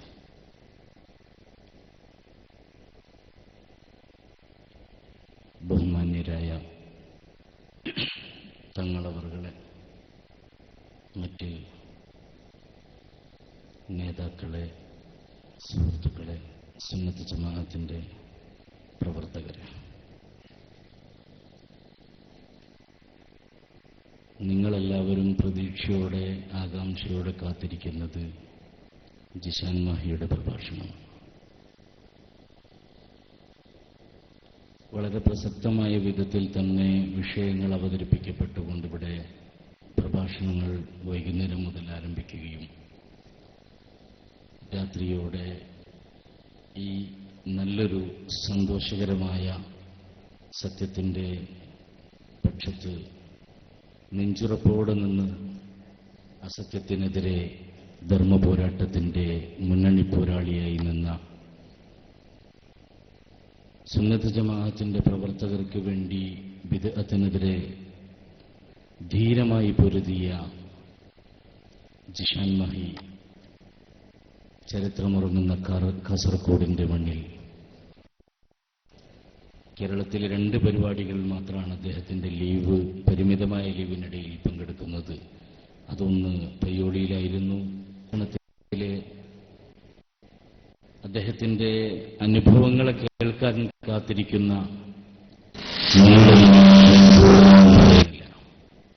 എന്നാലും ഏൽപ്പിച്ച കർത്തവ്യങ്ങളിൽ ചിലത് മാത്രം നിർവഹിച്ച് ഞാൻ വിടുവാങ്ങും. അൻസാർ മാഷ് പറഞ്ഞതുപോലെ ഞാനും ഒരു ചെറിയ മനുഷ്യനാണെന്ന് നിങ്ങൾ ഈ കസേര ഇത് വെക്കുന്നതിന് മുമ്പ് മനസ്സിലാക്കിയിട്ടുണ്ടാവും. ഇത് വെച്ചതോടെ ഇപ്പോൾ ഞാൻ അല്പം ഹൈറ്റുള്ള ആളായി മാറിയിട്ടുണ്ടെങ്കിലും എനിക്ക് ചില സത്യങ്ങൾ ചെറിയ മനുഷ്യനാണെങ്കിലും കുറെ വലിയതെന്ന് തോന്നിക്കുന്ന മനുഷ്യരോട് പറയാനുണ്ട്. അതിൽ പ്രധാനപ്പെട്ടത് പലതും കഴിഞ്ഞ മാസങ്ങളിലും കഴിഞ്ഞ ഒരു വർഷത്തിനുള്ളിലായി കേരളത്തിലെ ജനങ്ങളോട് ഞാൻ പറഞ്ഞിട്ടുണ്ട്. ബോംബെയിലെ ജാലിയവാല എന്ന മഹാനായ ആ മനുഷ്യനെന്ന് പറയപ്പെടുന്ന വ്യക്തി ഖുർആൻ ഫാത്തിഹ ഓതാൻ അറിയില്ലെന്നാണ് ജിഷാൻ പറഞ്ഞത്. ഖുർആനിലെ മറ്റ് സൂറത്തുകൾ ഓതാൻ അറിയില്ലെന്നാണ് ARCKP പറയുന്നത്. എന്നാൽ അതിനേക്കാളേറെ വളരെ അടുത്തുനിന്ന ആളെന്ന നിലയിൽ ആധികാരികമായി എനിക്ക് പറയാൻ കഴിയും, കാസർഗോഡിനെ സാക്ഷി നിർത്തിക്കൊണ്ട് വുളു എടുക്കാനും അറിയാത്തൊരു മനുഷ്യനാണ് അയാൾ. അത് അവസാനമായി എനിക്ക് ബോധ്യപ്പെട്ടത് കാസർഗോഡ് മാലിക് ദിനാർ മക്ബറയിൽ വെച്ചാണ്. തളങ്കരയിലേക്ക് സിയാറത്തിന് അയാൾ വന്നപ്പോൾ ഞാനാണ് അദ്ദേഹത്തെ കൂട്ടി വന്നത്. ജീവിതത്തിൽ ആദ്യമായി അയാൾ നിസ്കരിക്കാൻ വേണ്ടി ഒതു ഉണ്ടാക്കുന്നത് അന്നാണ് ഞാൻ കണ്ടത്. ഉണ്ടാക്കിയ ഒതു തന്നെ വുളു ആയിരുന്നില്ല എന്നുമാണ് എനിക്ക് മനസ്സിലാക്കാൻ സാധിച്ചത്. ഏതായാലും ഞാനന്ന് സന്തോഷിച്ചു. ഉള്ള ഒതുവിലാണെങ്കിലും അയാളൊന്ന് നിസ്കരിച്ചോട്ടെ എന്ന് കരുതി. കാരണം പണ്ട് എനിക്ക് ഓർമ്മയുണ്ട്, ഞാൻ ഗൾഫിൽ ജോലി ചെയ്യുന്ന സമയത്ത് റൂമിലുള്ള ഒരാൾ സുബഹിക്ക് എഴുന്നേക്കാത്തയാളെ പിടിച്ചൊരു ദിവസം റൂമിൽ നിന്ന് വലിച്ച് പള്ളിയിലേക്ക് കൊണ്ടുപോയി. നിസ്കാരം കഴിഞ്ഞ് പുറത്തിറങ്ങി വരുമ്പോൾ ഞാൻ അദ്ദേഹത്തോട് പറഞ്ഞു, നിങ്ങൾ ഇന്നെങ്കിലും ഒന്ന് സുബഹി നിസ്കരിച്ചല്ലോ. അപ്പൊ അയാൾ എന്നോട് പറഞ്ഞു, ഞാൻ വുളു എടുത്തിട്ടില്ല. ഇതുപോലെ നിസ്കരിക്കാൻ ആദ്യമായി കയറിയത് കണ്ടപ്പോ സന്തോഷത്തോടെ നിന്നെങ്കിലും വളരെ കൗതുകം തോന്നിപ്പോയി അയാളുടെ വുളു കണ്ടപ്പോ. ഇയാളാണത്രേ ഹബീബ് സല്ലല്ലാഹു അലൈഹി വസല്ലം തങ്ങളുടെ തിരുമുടിയെന്നും പറഞ്ഞൊരു മുടിയുമായി ഇവിടെ ഊരു ചുറ്റുന്നത്. ഞങ്ങൾക്ക് പറയാൻ കഴിയും, എനിക്ക് ഇന്നും എന്റെ വീട്ടിൽ 3 മുടി സൂക്ഷിക്കുന്നുണ്ട്. ഞാൻ ബോംബെയിൽ നിന്ന് കിട്ടിയ മുടി 18 മുടി സൂക്ഷിച്ചയാളാണ് ജിഷാൻ മാഹി. അത് ഞാൻ തന്നെയാണ് വാങ്ങിക്കൊണ്ടുവന്നത് ജിഷാന്റെ അടുത്ത് നിന്ന് ഇങ്ങോട്ടേക്ക്. ഹമീദ് ഫൈസിയുടെ കയ്യിൽ 7 മുടിയുണ്ട്. കേരളത്തിലെ കാന്തപുരം വിഭാഗത്തിന്റെ നേതാക്കൾ ഓൺലൈനിലൂടെ ഇത് കേൾക്കുന്നുണ്ടെങ്കിൽ നിങ്ങളോട് ഞാനിതാ വെല്ലുവിളിച്ചുകൊണ്ട് പറയുന്നു, കേരളത്തിലെ നിങ്ങളുടെ നേതാക്കളിലെ പ്രധാനപ്പെട്ട ഒരു വ്യക്തിയുടെ കയ്യിൽ ജാലിയാവാല കൊടുത്ത മുടിയുണ്ട്. മറ്റന്നാൾ ഇൻഷാ അല്ലാഹ് അത് ചാനലുകൾക്ക് വേണ്ടി ഞാനും ജിഷാനും വ്യക്തമാക്കാൻ പോവുകയാണ്. എവിടെയാണ് അവിടെ റസൂലുള്ളാഹി തങ്ങളുടേതെന്ന് പറഞ്ഞു കൊടുത്തൊരു മുടിയും ജീലാനി തങ്ങളുടെ പേരിൽ കൊടുത്ത മറ്റൊരു മുടിയും അവിടെ സൂക്ഷിക്കുന്നു. ഞങ്ങൾക്കൊന്നേ പറയാനുള്ളൂ, ഇത് ഷഹർ മുബാറക്കാണ്, ബറക്കത്തുള്ളതാണെന്ന് നിങ്ങൾ പറയുന്നുവെങ്കിൽ അടുത്ത റബീഉൽ അവ്വലിൽ നിങ്ങളത് പ്രദർശിപ്പിക്കാൻ തയ്യാറുണ്ടോ എന്നാണ് ഞങ്ങൾക്ക് ചോദിക്കാനുള്ളത്. ഒരാളോട് ഞങ്ങൾക്ക് ചോദിക്കാനുള്ളത് ഇത് വ്യാജമാണെന്ന് ബോധ്യപ്പെട്ടതുകൊണ്ട് നിങ്ങൾ എടുത്തു വെക്കാൻ തയ്യാറുണ്ടോ എന്നാണ്. മറ്റൊരാളോട് ഞങ്ങൾക്ക് ചോദിക്കാനുള്ളത് ഇത് യഥാർത്ഥമാണ്, ഹബീബിന്റേതാണ്, തിരുദേശമാണെന്ന് നിങ്ങൾക്ക് വിശ്വാസമുണ്ടെങ്കിൽ നിങ്ങളത് പ്രദർശിപ്പിക്കാൻ തയ്യാറുണ്ടോ? അതെവിടെയെന്നല്ലേ, എവിടെ എന്നതിന്, എപ്പോ കിട്ടിയെന്നതിന്, കൊണ്ടുവന്ന വിമാന ടിക്കറ്റ്, അതിന് കൊണ്ടുപോയ എല്ലാ തെളിവുകളും, കൈമാറ്റങ്ങൾ, ഏത് റൂമിൽ വെച്ചു, ഏത് പെട്ടി ഉപയോഗിക്കുന്നു, എത്ര പെട്ടികൾ ഉപയോഗിക്കുന്നു, എല്ലാം വ്യക്തമായി പറയും ഇൻഷാ അല്ലാഹ്. അതോടെ കാന്തപുരം അയാളെ വിളിക്കൂ, എനിക്കല്ലേ കേരളത്തിലെ പ്രവാചകന്റെ പൊടി കിട്ടിയത്, നിനക്കാരാ തന്നത്, നിന്നോടാരാ വാങ്ങാൻ പറഞ്ഞത് എന്ന് പോലും കേൾക്കാൻ പോവുകയാണ് കേരളത്തിൽ. അല്ലെങ്കിൽ ഞങ്ങൾക്കൊന്ന് ചോദിക്കാനുണ്ട്, ഹബീബിന്റെ മുടി കിട്ടിയാൽ അത് സൂക്ഷിക്കാൻ വലിയ പള്ളി ഉണ്ടാക്കണമെന്ന് പറഞ്ഞ് 40 കോടിയുടെ പള്ളിക്ക് വേണ്ടി പിരിവ് നടത്തുന്നവരോട്, പിരിവ് നടത്തുന്നത് കാണുമ്പോൾ ഇവരോട് ഞങ്ങൾക്ക് ചോദിക്കാനുള്ളത്, ഒരു 20 കോടിയുടെയെങ്കിലും പള്ളി നിങ്ങൾക്ക് ഒന്ന് പ്രഖ്യാപിച്ചൂടെ? വരട്ടെ അങ്ങനെ കുറെ. ഇങ്ങനെ പണമുണ്ടെങ്കിൽ, സൗകര്യങ്ങളുണ്ടെങ്കിൽ, അല്ലെങ്കിൽ ചുരുക്കി പറഞ്ഞാൽ അത്യാവശ്യം നന്നായി ഉറുദു സംസാരിക്കാൻ അറിയുമെങ്കിൽ ഒരു മുടി കിട്ടും. എനിക്കെന്നെ എങ്ങനെയാ കിട്ടിയത്? ഒരു ദിവസം എന്നെ ഫോണിൽ വിളിച്ചു പറഞ്ഞു, മുഹമ്മദ് ഭായ് ബോംബെയിലേക്ക് വരണം, നിങ്ങൾക്ക് മുടി തരാൻ ഓർഡർ വന്നിട്ടുണ്ട്. എവിടുന്ന ഓർഡർ എന്ന് എനിക്കറിയില്ല. എനിക്ക് ഓർഡർ വന്നത്രേ. ഞാൻ ഉടനെ തന്നെ വിട്ടു. കാരണം ഇത് കിട്ടാനാ ഞാൻ കുറെ കാലമായിട്ട് സോപ്പിട്ട് കൂടുന്നവിടെ. ഇവരൊക്കെ പൈസ കൊടുത്ത് വാങ്ങിയാണ്, എനിക്ക് പൈസ ഇല്ലാതെ കിട്ടണം. ഞാൻ അങ്ങനെ തീരുമാനിച്ചത്. 5 പൈസ ഇല്ലാതെ നേരെ മൂപ്പര് വന്നു, ഫ്ലൈറ്റിന് വന്നു. ഞാനല്ല കേട്ടോ ടിക്കറ്റിന്റെ പൈസ എടുത്തത്. നേരെ കൊണ്ടുവന്നു, എന്റെ വീട്ടിൽ വന്നു, എന്റെ മകന്റെ കയ്യിലേക്ക് കൊടുത്തു. മഹലു പതിലുകൊണ്ട് എന്റെ മകന്, ഭാര്യ, കുട്ടി അന്ന് രാത്രി പെരും പനി പിടിച്ചു. എന്റെ വീട്ടിലേക്ക് മലപ്പുറത്ത് നിന്ന് പയ്യന്നൂർ മാഹിയിലെ എന്റെ ഭാര്യ വീട്ടിലേക്ക് കൊണ്ടുവിട്ട ഡ്രൈവറും വണ്ടിക്കാരനൊക്കെ ഞാൻ കാണിച്ചതാണ്. ജാലിയവാല ഉള്ളതുകൊണ്ട് എനിക്ക് പോരാൻ പറ്റാത്തതുകൊണ്ട് എനിക്ക് വിശ്വസ്തനായ വണ്ടിയിൽ ഞാൻ പറഞ്ഞയച്ചു. മഹത്വമാണ് പറയുന്നത്. ഈ മുടി കിട്ടിയപ്പോൾ ഉണ്ടായ അത്ഭുതമാണ് പറയുന്നത്. ഇപ്പോഴും ഞാൻ ആ മുടി സൂക്ഷിക്കുന്നുണ്ട്. ഞാൻ വെല്ലുവിളിക്കുന്നു, കാസർഗോഡ് എന്റെ പ്രിയപ്പെട്ട എം എ ഉസ്താദെ, ഞാൻ സൗദിയിലേക്ക് ആ മുടി കൊണ്ടുവരാം. പ്രിയപ്പെട്ട വന്യവയോധികനായ എം എ ഉസ്താദെ, നിങ്ങളുടെ മുന്നിൽ വെച്ച് നിങ്ങൾ ഇതുവരെ പറഞ്ഞ ഈ ഹുസൂസിയത്ത് വെച്ചുകൊണ്ട് ഹബീബ് സല്ലല്ലാഹു അലൈഹി വസല്ലം തങ്ങളുടെ തിരുമുടിക്കുണ്ടെന്ന് പറയുന്ന പവിത്രതകൾ ഓരോന്നും പരിശോധിക്കാൻ എം എ അബ്ദുൽ ഖാദർ മുസ്ലിയാർ എന്ന കാന്തപുരം വിഭാഗത്തിന്റെ പ്രസിഡന്റ് തയ്യാറുണ്ടോ എന്ന് ഞാൻ ചോദിക്കുകയാണ്. എനിക്ക് ചോദിക്കാൻ അത്രമാത്രമേ ഉള്ളൂ. ഞാൻ സ്നേഹിക്കുന്നു എന്റെ പ്രിയപ്പെട്ട ഹബീബിനെ. അൻസാർ മാഷ് പറഞ്ഞതുപോലെ നിങ്ങൾക്കൊരുപക്ഷെ വിലയില്ലായിരിക്കാം. കാരണം നിങ്ങളെ നയിക്കുന്നത് ഇസ്രയേലിന് പിന്തുണ നൽകുന്ന ചെച്നിയയിലെ പ്രസിഡന്റിന്റെ നേതൃത്വത്തിലുള്ളവർക്ക് ഓശാന പാടുന്ന അബൂദാബിയിലെ ഒരു അറബിയിൽ നിന്ന് ചട്ടി എന്ന് പറഞ്ഞൊരു സാധനം കൊണ്ടുവന്നിട്ട് അത് കൊണ്ട് നടക്കുന്ന, ഇസ്രയേലിന്റെ ചിഹ്നം അതിന് മുകളിൽ പ്രദർശിപ്പിച്ച് നടക്കുന്ന ഒരു വ്യക്തിയാണ് നിങ്ങളെ നയിക്കുന്നത്. നിങ്ങൾ ഇസ്രയേലികളുടെ സിയോണിസത്തിന്റെ ചാരന്മാരാണെന്ന് ചരിത്രം നിങ്ങളെക്കുറിച്ച് എഴുതാൻ പോവുകയാണ്. നിങ്ങൾക്കതുകൊണ്ട് ഒരുപക്ഷെ ഇതിലൊരു വിഷമം ഉണ്ടാവാൻ സാധ്യതയില്ല. എന്നാൽ ഞങ്ങൾക്ക് വിഷമമുണ്ട്. ഞങ്ങളെ ഹബീബിനെ കുറിച്ച് എന്നെ വല്ലാതെ മനസ്സിൽ എനിക്ക് സ്ട്രൈക്ക് ചെയ്ത സംഭവം ഉണ്ടായിട്ടുണ്ട്. പലപ്പോഴും KICR-ൽ ഞാൻ ക്ലാസ് റൂമിൽ കയറി കാര്യങ്ങളെ കേൾക്കാറുണ്ട്, പലപ്പോഴും കേൾക്കാറുണ്ട്. നേരത്തെ ഇവിടെ ARCKP പറഞ്ഞതുപോലെ ഒരു സാധാരണക്കാരനാണ് ARCKP. ഞങ്ങൾ ഒന്നിച്ച് ഓൺലൈനിൽ വർക്ക് ചെയ്തിട്ടുണ്ട്, അന്ന് ഞങ്ങൾ ഒന്നിച്ചു നിന്ന് മുജാഹിദുകളോട് സംവദിച്ചിട്ടുണ്ട്, എല്ലാ നിലയിലും ഇടപെട്ടിട്ടുണ്ട്. പക്ഷെ അദ്ദേഹത്തിന്റെ മാറ്റം ഈ വിഷയത്തിലാണ്. അങ്ങനെ മാറി വന്നിട്ട് ഈ വിഷയത്തിനല്ലേ ആണെന്ന് ഒന്നുകൂടി കേൾക്കാനും എനിക്കറിയാത്തതുകൊണ്ടല്ല. അപ്പൊ അദ്ദേഹത്തിന്റെ ആ മാറ്റം കഴിഞ്ഞിട്ട് അദ്ദേഹത്തിന്റെ പ്രസംഗമോ ഉത്തരങ്ങളോ ഒക്കെ പറയുന്നതിനിടയിൽ ഞാൻ പ്രത്യേകം ശ്രദ്ധിച്ചൊരു വാചകമുണ്ടായിരുന്നു. എന്റെ മുത്തു നബി സല്ലല്ലാഹു അലൈഹി വസല്ലം തങ്ങളുടെ അദ്ദേഹത്തിന്റെ പ്രയോഗം മറ്റൊന്നാണ്. ആ റസൂലുള്ളാഹി സ്വല്ലല്ലാഹു അലൈഹി വസല്ലം തങ്ങൾക്കെതിരെ പറയാൻ നിങ്ങളെ ഞങ്ങൾ അനുവദിക്കില്ല എന്ന് നിരന്തരം പറഞ്ഞുകൊണ്ടിരിക്കുന്ന ആ വാചകം ഒരു സാധാരണക്കാരന്റെ മനസ്സിന്റെ അകത്ത് നിന്ന് വിശ്വാസത്തിന്റെ ഇഷ്കിന്റെ അലകടലായി ഉയർന്നു വരുന്ന ആ വാചകങ്ങളെ ഞാൻ അളന്നെടുത്തിട്ടുണ്ട്. പലപ്പോഴും ആ സാധാരണക്കാരനായ ചെറുപ്പക്കാരൻ പറയുന്ന വാചകത്തിന്റെ ഒരംശമെങ്കിലും കാന്തപുരത്തിന്റെ മനസ്സിൽ ഈമാനുണ്ടായിരുന്നെങ്കിൽ ആ തിരുമുടിയല്ല, ആ തെരുവുമുടി അയാൾ വലിച്ചെറിയുമായിരുന്നു. അതില്ലാതെ പോയത് ഒരുപക്ഷെ കാലത്തിന്റെ ഗതിവിഗതികൾക്കിടയിൽ സംഭവിച്ച ഒരു തെറ്റായിരിക്കാം. ഞാൻ ഇന്നലെ ഇങ്ങനെ ഒരു ചരിത്രം വായിച്ചുകൊണ്ടിരിക്കുമ്പോൾ ചരിത്രത്തിലെ ഒരു ഭാഗത്ത് ഒരു ഇസ്ലാമിക ചരിത്രം ഞാൻ എറണാകുളത്ത് നിന്ന് ഇങ്ങനെ വരുന്ന സമയത്ത് ഞാനിങ്ങനെ വായിച്ചുകൊണ്ടിരിക്കുകയായിരുന്നു.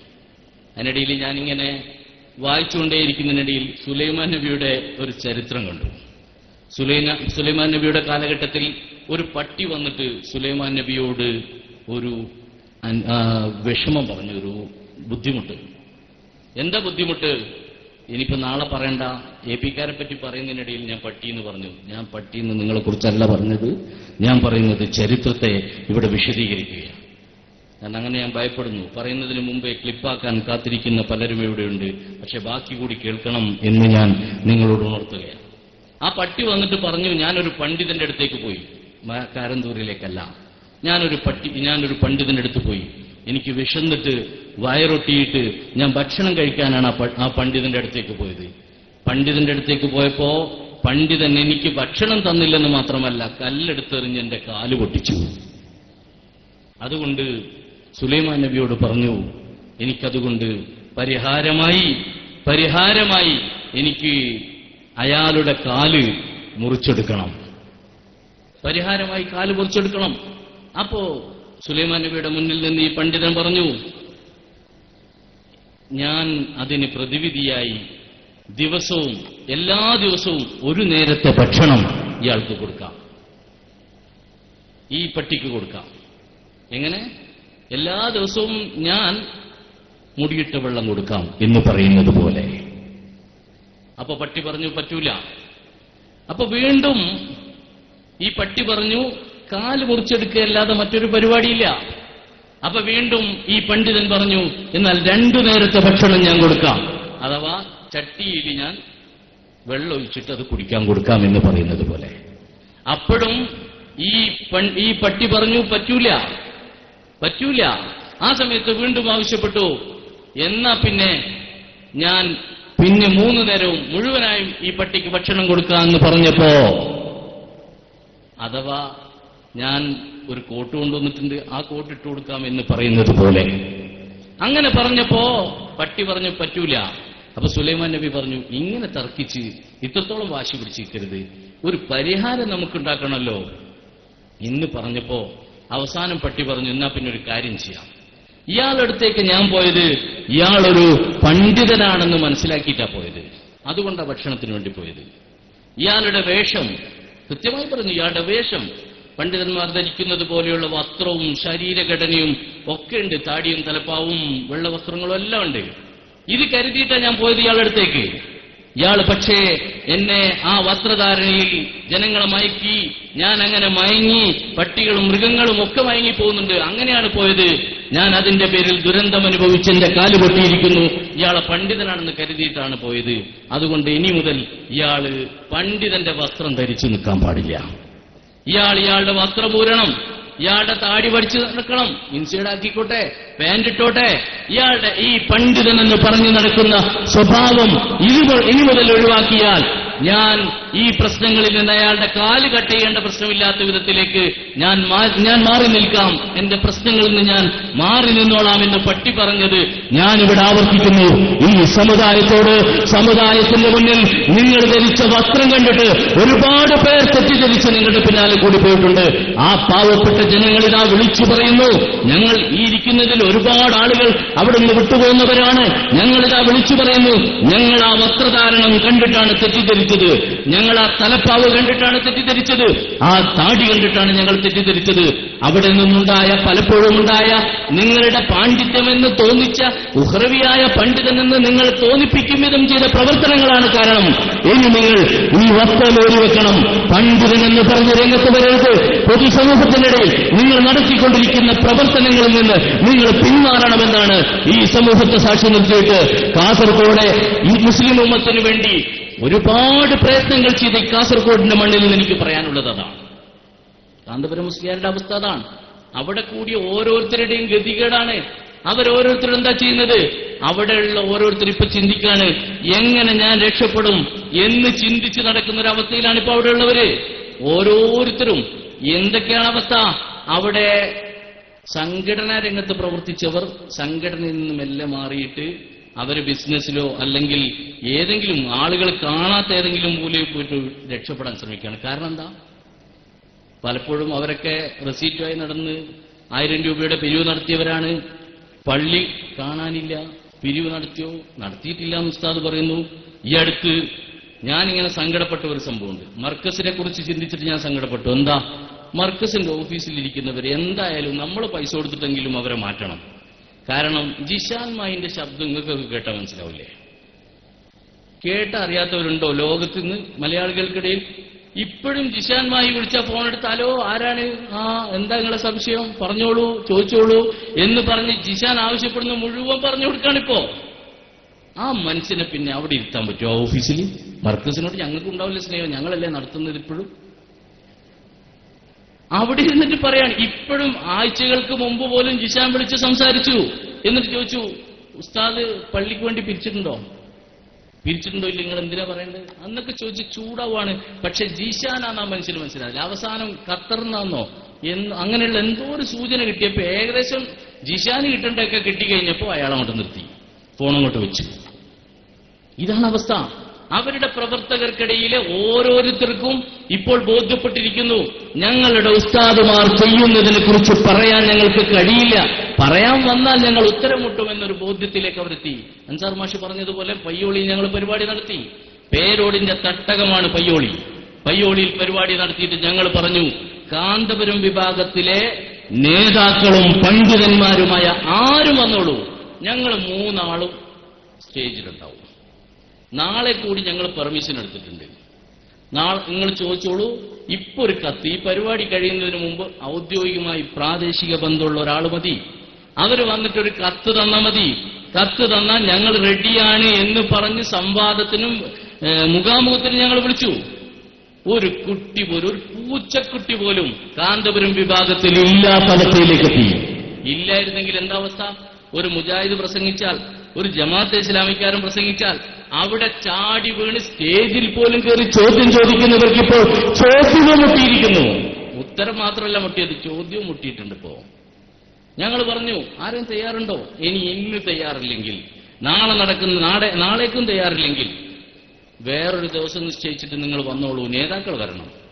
കാരണം ഞങ്ങൾക്കിപ്പോ തോന്നുന്നത് അവരെക്കാളും വലിയ നേതാക്കളായിരുന്നു ഞങ്ങൾ അതിൽ നിന്നാണ്. അതുകൊണ്ട് പ്രവർത്തകർ വരണ്ട. കാരണം എന്താ? അത് സാധുക്കളാണ്, ഞങ്ങളെ പോലുള്ള സാധുക്കൾ. ആ സാധുക്കൾ ഇതെന്തറിഞ്ഞിട്ടാണ് വരിക? ഇവർ പറഞ്ഞുകൊണ്ടിരിക്കുമ്പോൾ ചിലപ്പോൾ ഉസ്താദ് അപ്പുറത്ത് തിരുത്തും, പിന്നെ കാര്യമില്ലല്ലോ. ഇവർ പറഞ്ഞുകൊണ്ടിരിക്കുന്ന സമയത്ത് ഉസ്താദ് അപ്പുറത്ത് തിരുത്തും. അപ്പൊ അതുകൊണ്ട് അത് പറ്റില്ല. അതുകൊണ്ട് തന്നെ ഞങ്ങൾക്ക് വേണ്ടത് കാന്തപുരം എ പി അബൂബക്കർ മുസ്ലിയാരുടെ സംഘടനയിലെ പ്രധാന നേതാക്കളെയാ വേണ്ടത്. ഞങ്ങൾ വിളിച്ചു. ഇനി എപ്പോഴെങ്കിലും നിങ്ങൾ തയ്യാറുണ്ടെങ്കിൽ പയ്യോളിൽ വെച്ച് ഞങ്ങൾ സംവാദത്തിന് പോലും തയ്യാറാണെന്ന് പറഞ്ഞിട്ട് ഒരക്ഷരം ഉരിയാടാൻ കാന്തപുരം വിഭാഗത്തിൽ ഒരു പ്രവർത്തകൻ പോലും ഒരു നേതാവ് പോലും ഇല്ലാത്ത വിധത്തിലേക്ക് കാര്യങ്ങൾ അവസാനിച്ചിരിക്കുന്നു. അപ്പൊ ഇപ്പൊ ചിലർക്ക് സംശയം, ജിഷാൻ മായി ഗൾഫ് പോയ പിന്നെ എങ്ങനെ ഉണ്ടാവാന്നാ? നിങ്ങൾ വരി, അപ്പം ഞങ്ങൾ കാണിച്ചു തരാം. നിങ്ങൾ വിളിക്ക്, നിങ്ങൾ ഞങ്ങളെ സംവാദത്തിന് വെല്ലുവിളിക്ക്. ഇന്നത്തെ ഏറ്റവും ആധുനികമായ ടെക്നോളജി ഉപയോഗിച്ച് നിങ്ങളെ മുന്നിൽ ജിഷാൻ ഇരിക്കുന്നുണ്ടാവും. ഇത് കാന്തപുരം വിഭാഗത്തിന്റെ ഇന്റർനെറ്റ് ലോകമല്ല, നമ്മൾ കണ്ടതാ.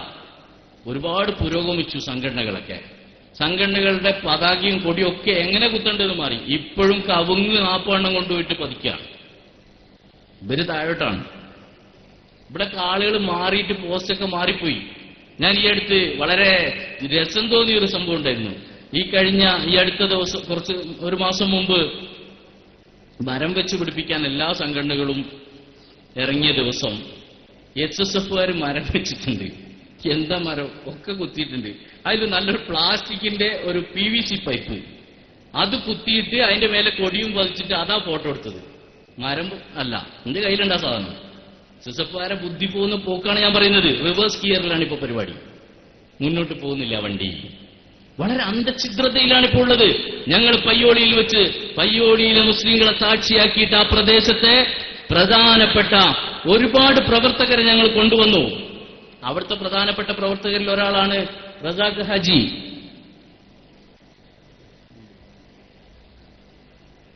ഇവിടെ ഇപ്പോൾ ഉണ്ടായിരുന്ന റസാഖ് ഹാജി പയ്യോളിയിലെ അവിടുണ്ട്. പയ്യോളിയിലെ AP വിഭാഗത്തിന്റെ ജീവനാടിയായിരുന്നു. അവിടുത്തെ സ്ഥാപനം ഉണ്ടാക്കാനും പേരോടിന്റെ പ്രവർത്തനങ്ങളിലൊക്കെ. എന്താ മൂപ്പര് രാജിവെക്കാൻ കാരണം? ഇവരുടെ എല്ലാ തോന്നിവാസങ്ങളും കണ്ടറിഞ്ഞ് ബോധ്യപ്പെട്ടവർ രാജിവെച്ചു. ഓരോരുത്തർ രാജിവെച്ചു പോരാണ്. ഇപ്പൊ വിളിച്ചു ചോദിക്കുക ഓരോരുത്തരും, ഇനി എവിടെയാ പരിപാടി ഉള്ളത്? അപ്പൊ പരിപാടി ഇന്ന സ്ഥലത്തൊക്കെ ഉണ്ട്. എന്നോടാ ചോദിക്കുന്നത്. ഞാനും രാജിവെച്ചു വന്ന ആളാണല്ലോ. എന്നോടാ ചോദിക്കുന്നത്. എന്തിനാ? ഞങ്ങളാവുമ്പോൾ കുറച്ച് അടുപ്പമുണ്ടാവല്ലോ, നിങ്ങളായിട്ട് വലിയ ബന്ധം ഉണ്ടായിക്കൊള്ളണമെന്നില്ലല്ലോ. അപ്പൊ വിളിച്ചു ചോദിക്കുകയാണ്, അടുത്ത പരിപാടി നടക്കുന്നിടത്ത് വെച്ച് ഞങ്ങൾക്ക് ഈ പരിപാടി നിർത്തണം. നല്ല ജനങ്ങളുടെ ഒരു സ്ഥലത്തു നിന്നാവുമ്പോ നല്ല കാര്യമാണ്, കുറെ ദുആ കിട്ടും. ആ നിലയിൽ ഞങ്ങളും സംഘടനാ രംഗത്ത് ഈ വിഭാഗത്തെ ഒഴിവാക്കിയിട്ട് വരാൻ ഞങ്ങൾ തയ്യാറാവുകയാണ് എന്ന് പറയുന്നൊരു ചുറ്റുപാട് കേരളത്തിൽ മുഴുവൻ വന്നു.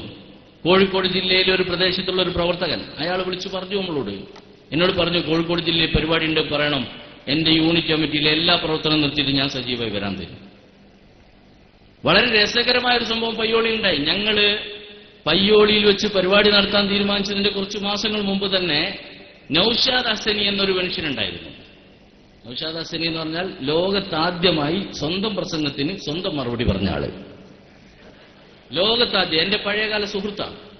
ഇപ്പോഴാണ് എനിക്ക് മനസ്സിലായത് അയാൾ പലപ്പോഴും പലതും പറയുമ്പോൾ എനിക്ക് തോന്നിയിരുന്നത് അയാളുടെ ഇൽമിന്റെ ഉയർച്ച കൊണ്ട് പറഞ്ഞതാണ്. ഇപ്പൊ മനസ്സിലായിട്ടുണ്ട് സംഭവം എന്തിന്റെ കുറവാണ്. അപ്പൊ ആ നൌഷാദ് ഹസനി എന്ന വ്യക്തി ഓൺലൈനിൽ എപ്പോഴും എന്റെ പ്രസംഗം കേൾക്കാനായി മൂപ്പര് ഇരിക്കാറുണ്ട്. ഇപ്പോഴത് കേൾക്കുന്നുണ്ടാവുമെന്ന് എനിക്കറിയാം. എന്റെ പ്രിയപ്പെട്ട സുഹൃത്തെ, ക്ലോക്ക് നന്നാക്കുന്നവന്റെ പീടികയിൽ പോയാൽ അവിടെ നമുക്ക് കാണാൻ പറ്റുന്നൊരു സംഭവമുണ്ട്. എന്താണ്? അവിടുത്തെ ക്ലോക്കിലെ ടൈം ഒന്നും ശരിയായിരിക്കില്ല. ഒന്നിൽ നോക്കിയാലുണ്ടാവും 8 മണി പേരോട്, ഒന്നിൽ നോക്കിയാൽ 9:15 പൊന്മള, പിന്നെ ഒന്നിൽ നോക്കിയാൽ ഒന്ന് വളഞ്ഞിട്ട് കാണാം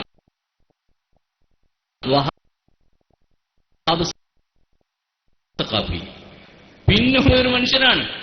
ഈ മനുഷ്യൻ SKSSFൽ വരാൻ തീരുമാനിച്ചിട്ട് ആ മനുഷ്യൻ എന്നോട് പറഞ്ഞു, നമുക്ക് SKSFലേക്ക് പോകണം. ഞാൻ SKSFലേക്ക് വരാതെ പൂർണ്ണമായും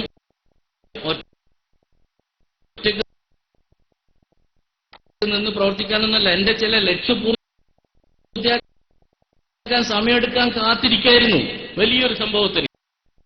പക്ഷെ അപ്പ നൌഷാദ് ഹസനി പറഞ്ഞു, ഇനി ശരിയാവില്ല, ഇവർക്കെതിരെ പോരാടാൻ സമയമായിരിക്കുന്നു, അതുകൊണ്ട് നിർബന്ധമായിട്ട് സുന്നി മഹലിലേക്ക് പോകണമെന്ന് പറഞ്ഞു. എന്നിട്ട് സുന്നി മഹലിൽ പോയിട്ട് റെക്കോർഡ് ചെയ്തിട്ട് നൌഷാദ് ഹസനി അവിടുന്ന് പ്രസംഗിച്ചു. ഏപ്പിനെ നന്നായി കളിയാക്കിയിട്ട് വളരെ നന്നായി പ്രസംഗിച്ചു. എന്നിട്ട് മൂപ്പരെ കോളേജിൽ പോയിട്ട് പറഞ്ഞു, ഞങ്ങൾ സംവാദത്തിന് പോകുന്നതിന് മുമ്പ് റിഹേഴ്സൽ നടത്താറുണ്ട്, അതാണ് എന്ന് പറഞ്ഞാൽ അത് പച്ചക്കള്ളാണ്. ചർച്ചകൾ നടത്താറുണ്ട്, മൈക്കൊന്നും വെച്ചിട്ട് അങ്ങനെ റിഹേഴ്സൽ നടത്തരുത്, ഇതെന്താ നാടകമാണ്. അയാൾക്ക് അങ്ങനെ തോന്നിയിട്ടുണ്ടോ എനിക്കറിയില്ല. ഞാൻ ഒരുപാട് സംവാദത്തിൽ അയാളുടെ കൂടെ പോയിട്ടുണ്ട്, അങ്ങനെ സംഭവം ഞാൻ കണ്ടിട്ടില്ല. ഇനി വാദത്തിന് സംഭവിച്ചാൽ തന്നെ റിഹേഴ്സലിന്റെ അവസാനത്തിൽ ഉണ്ടാവും ദുആ, പടച്ചോനെ ഈ സത്യത്തിൽ നീ എന്നെ ഉറപ്പിച്ചു നിർത്തണേ. ദുആയിലുണ്ടാവും റിഹേഴ്സൽ. ഞാൻ ഇതുവരെ ഇതിനൊന്നും മറുപടി പറഞ്ഞില്ലായിരുന്നു. ഇയാൾ പറഞ്ഞതിന് പറയാതിരുന്നത് എന്തുകൊണ്ടാണെന്ന് ചോദിച്ചാൽ, അയാൾക്ക് അല്പമെങ്കിലും ഈമാനുണ്ടെങ്കിൽ സമസ്തയുടെ സത്യപാതയിലേക്ക് വന്നോട്ടെ എന്ന് കരുതിയിട്ടാണ്. ഈ അടുത്ത് കുറച്ച് ദിവസം മുമ്പ് ഇയാൾ ഒരാളോട് സംസാരിച്ചു. ആ സംസാരം നടന്നു ിരിക്കുമ്പോ ഞങ്ങളുടെ കൂട്ടത്തിലുള്ള ചിലര് ഇപ്പുറത്ത് ലൈനിൽ നിന്നിട്ട് ഇയാളുടെ സംഭാഷണം ശരിക്കും കേട്ടു. കാരണം ഞങ്ങളോട് ഇയാൾ പലപ്പോഴും പലതും പറയാറുണ്ട്. ആ സംഭാഷണത്തിൽ പറയാണ്, ജിഷാമായി രാമന്തിലേക്ക് പോയി പണിയുണ്ടോ നോക്കട്ടെ, ഇനി അതിനൊന്നും നിൽക്കരുത്, നമ്മൾ അങ്ങനെയാണ് ഇങ്ങനെയാണ്, സമസ്തക്കെതിരെ കൂടി അയാൾക്ക് വരണത്രേ, നമുക്കെതിരെ. ഞാൻ വെല്ലുവിളിക്കുന്നു, നൗഷാദ് അഹ്സനി എന്നത് ഒരു ആൺകുട്ടിയാണെങ്കിൽ സമസ്തയുടെ പ്രവർത്തകർക്കെതിരെ ഒന്ന് ശബ്ദിക്കാൻ തന്റെ ഇടമുണ്ടെങ്കിൽ നിങ്ങൾ കടന്നു വരൂ. നിങ്ങൾ വരുന്നത് ിലേക്ക് നിങ്ങളെ ഞാൻ മാറ്റിയെടുക്കും. എന്താ മനസ്സിലാക്കിയത്? നൗഷാദ് അഹ്സനിക്ക് ആകെ അറിയാവുന്ന ഒരു പരിപാടിയുണ്ട്, ഞങ്ങൾ കാന്തപുരത്തിന്റെ മക്കളാണ്. പലരും ചോദിക്കാറുണ്ട് എത്ര മക്കളാ. ആ ഒരു ചോദ്യത്തിന് വകുപ്പുണ്ടാക്കി കൊടുത്തു എന്നല്ലാതെ ഈ മനുഷ്യന് രണ്ടാമത് അറിയുന്നൊരു കാര്യമുണ്ട്. എന്ത്? ഞങ്ങൾ ഉസ്താദുമാരുടെ ചെരുപ്പിനടിയിൽ ചേറാവാൻ കഴിയുമോ നിങ്ങൾക്ക് എന്നൊരു ചോദ്യം. ഈ ചോദ്യമൊക്കെ ചോദിക്കുന്ന കുറച്ച് റെഡിമെയ്ഡ് ചോദ്യങ്ങൾ ഉണ്ടായിരുന്നു. ഇതിനപ്പുറത്ത് മറ്റൊരു കാര്യവും പറയാൻ കഴിയാത്ത ഒരു മനുഷ്യനാണെന്ന് കാലവും ലോകവും അയാളെ കുറിച്ച് വിധിയെഴുതി. ഇപ്പൊ അയാൾ ഫുള്ള് ബിസിയാ. എന്ത് ബിസിയാ? ഓൺലൈൻ ഇരുന്ന് പരിപാടി കേൾക്കുന്ന ബിസി, വാട്സപ്പിൽ ഡൗൺലോഡ് ചെയ്യുന്ന ബിസി, അതിനൊക്കെ ബിസി എന്ന് പറയാലോ. ഈ ബിസിയിലാണ്. എന്നിട്ട് അയാളാണ് ഇത്ര സമസ്തക്കെതിരെ പറയാൻ വരുന്നത്. ഞാൻ പറയുന്നു, സമസ്ത കേരള ജംഇയ്യത്തുൽ ഉലമയെ സ്നേഹിക്കുന്ന ഒരു പണ്ഡിതനും നിങ്ങൾക്ക് മറുപടി പറയില്ല. സമസ്തയുടെ പാതയിലേക്ക് കടന്നു വന്ന നിങ്ങൾക്കൊപ്പം 4.5 വർഷം നിഴല് പോലെ ഒരു സുഹൃത്തായി, നിങ്ങളുടെ ചിലപ്പോഴൊക്കെ ഉപദേശകനായി, ചിലപ്പോഴൊക്കെ നിങ്ങളുടെ സുഹൃത്തായി, ചിലപ്പോഴൊക്കെ നിങ്ങളുടെ വിഷയത്തിലെ സഹായിയായി കൂടെ നിന്ന ഞാൻ പറയും മറുപടി. കാരണം മൂട്ടയെ കൊല്ലാൻ ആരും ഇരുമ്പുലക്കെടുക്കാറില്ല. അതുകൊണ്ട് തന്നെയാണ് ഈ നൗഷാദ് അഹ്സനി ഇപ്പൊ അങ്ങനെയാണത്രേ. മൂപ്പർക്ക് ഒരു ഷേഖുണ്ട്. ആരാ ഷേഖ്?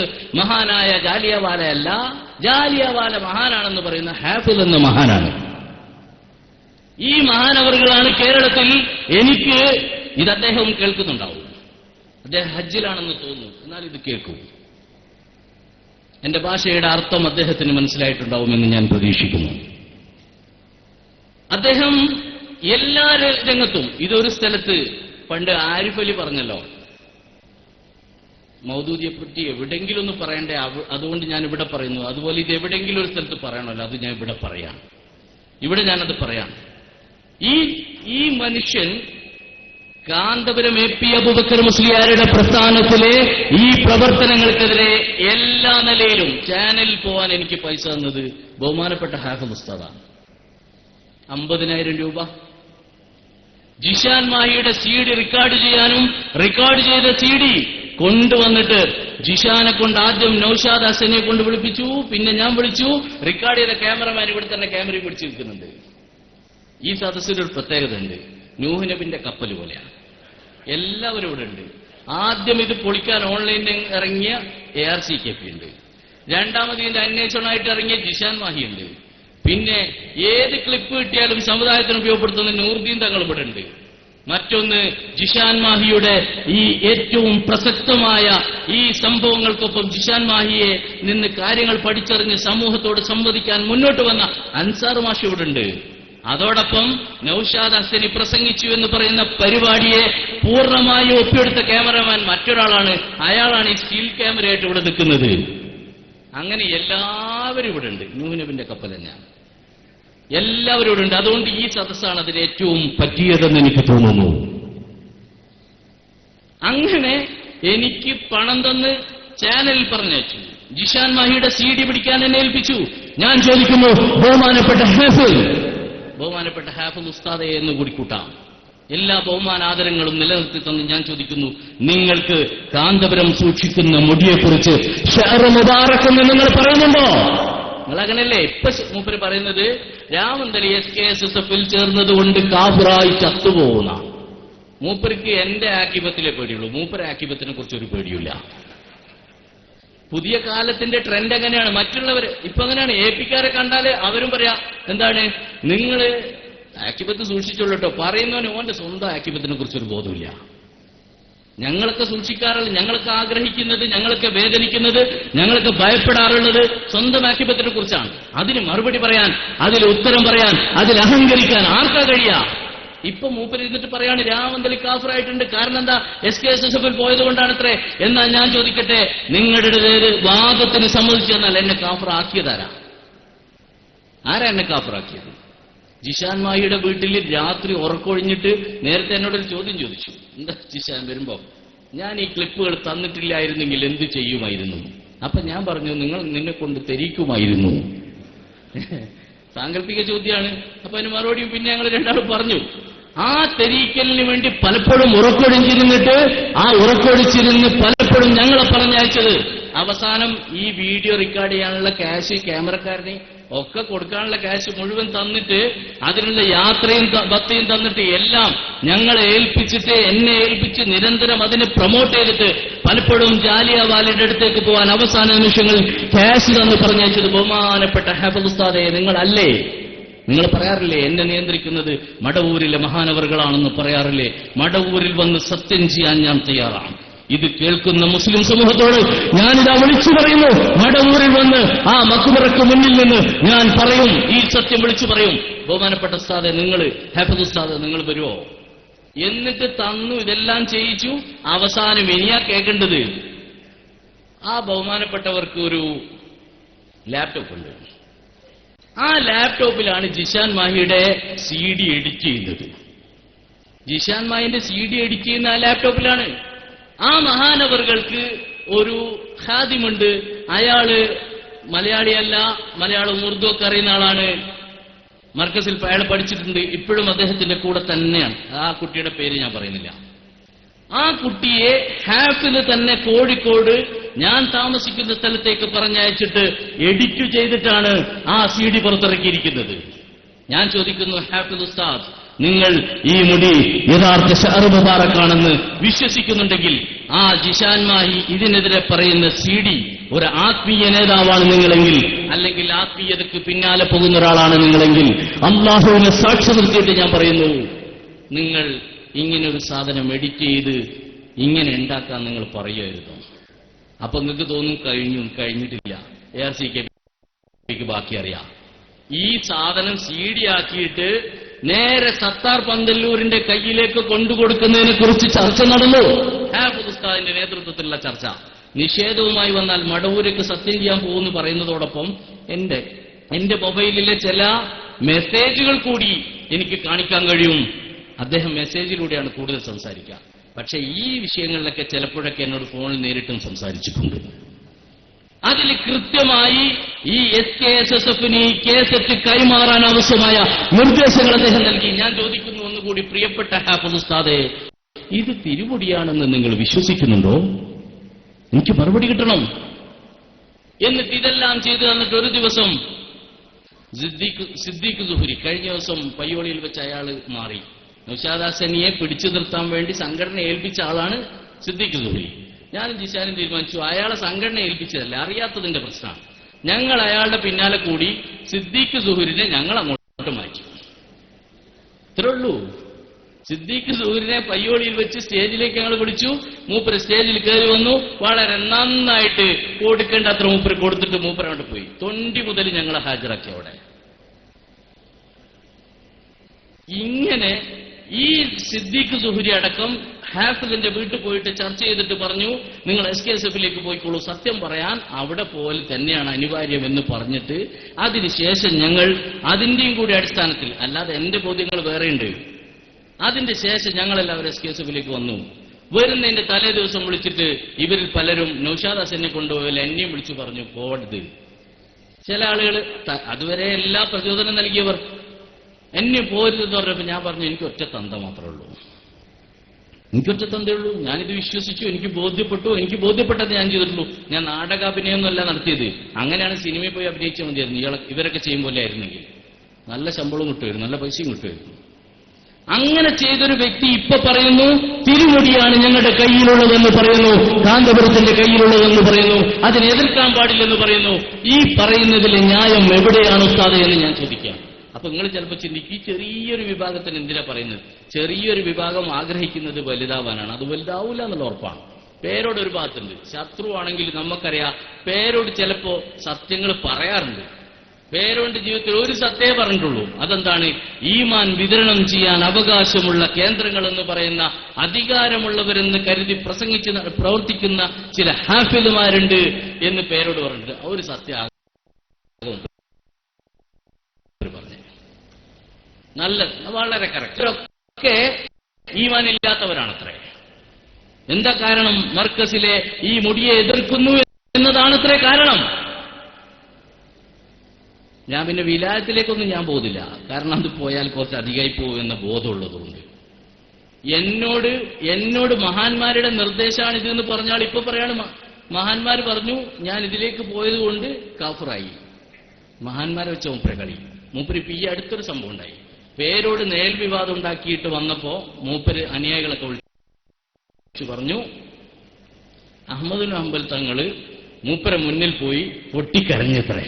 ഹാഫിദിന്റെ മുന്നിൽ വന്നിട്ട് ആ സാക്ഷിയുണ്ട്, എല്ലാം ഉണ്ട്. അപ്പൊ ചോദിക്കൂ, സിദ്ദീഖ് സുഹരി അല്ലേ? അല്ലട്ടോ, ഇനിയും അതിൽ 2 വരാനുണ്ട്. ആ 2 സാക്ഷികളാണ്. ഇനിയും അതിൽ 2 വരാനുണ്ട്. ആ 2 സാക്ഷികളാണ് ഞങ്ങളെ സാക്ഷി. നിങ്ങൾക്ക് നിഷേധിക്കാൻ കഴിയില്ല. ആ 2 ആളുകളും കേട്ടിട്ടുണ്ട്. എന്നിട്ട് എന്താ പറയുന്നത്? മൂപ്പര് പറയാ, അഹമ്മദ് തങ്ങൾ വന്നിട്ട് പൊട്ടിക്കരഞ്ഞിട്ട് പറഞ്ഞു, പേരോട് ഞാൻ കൊണ്ടുവന്ന ഹദീസിനെ ഈ വിധത്തിലാക്കി മാറ്റിയല്ലോ. കേരളത്തിൽ വേറെ ഒരു സ്ഥലമില്ലേ? മൂപ്പരെടുത്താണ് പോയത്. ഭയങ്കര രസമാണ്. ഇവര് ഈ പറഞ്ഞുണ്ടാക്കുന്ന കഥകളൊക്കെ കേട്ട പേര് അതാദ്യം പറഞ്ഞില്ല. നമ്മളെ പകരോസ്താദ് AP എവിടെ പോയി എന്നാ പറഞ്ഞത്? പണ്ഡിതന്മാരുടെ മുഷാവറക്ക് ഷാദുരി പള്ളി പോയി, മുജാഹിദിന്റെ പള്ളിയിലെ. കോഴിക്കോട് ഷാദുരി പള്ളി മുജാഹിദ് പള്ളിയാണ്. മൂപ്പര് പേര് കേട്ടപ്പോ അങ്ങോട്ട് പറഞ്ഞതാണ്, പണ്ടൊരാള് ഭാര്യയ്ക്ക് നല്ലൊരു പേരിടണം. അപ്പോ ചോദിച്ചു, എന്താ പേരിടാ? ഭാര്യയ്ക്ക് മതം മാറി വന്നാണ്. അപ്പൊ അയാൾക്ക് ആ സ്ത്രീക്ക് നല്ലൊരു പേരുണ്ടാവും. മലയാളത്തിൽ തന്നെ ആയിക്കോട്ടെ, ഹിന്ദു എന്ന് മുസ്ലിം ആയത്. അപ്പൊ രണ്ടും തിരിയണ്ടെന്നുള്ള നിലയിൽ സുന്ദരി എന്ന് ചേർത്തിട്ടൊരു പേരിട്ടു, നിശാസുന്ദരി. എന്താപ്പ അതിന്റെ അർത്ഥം? അതിന്റെ അർത്ഥം ചോദിക്കരുത്. നിശാസുന്ദരി എന്ന് പറഞ്ഞാൽ എന്താ? വ്യഭിചാരിണി പെണ്ണെന്നാണ്.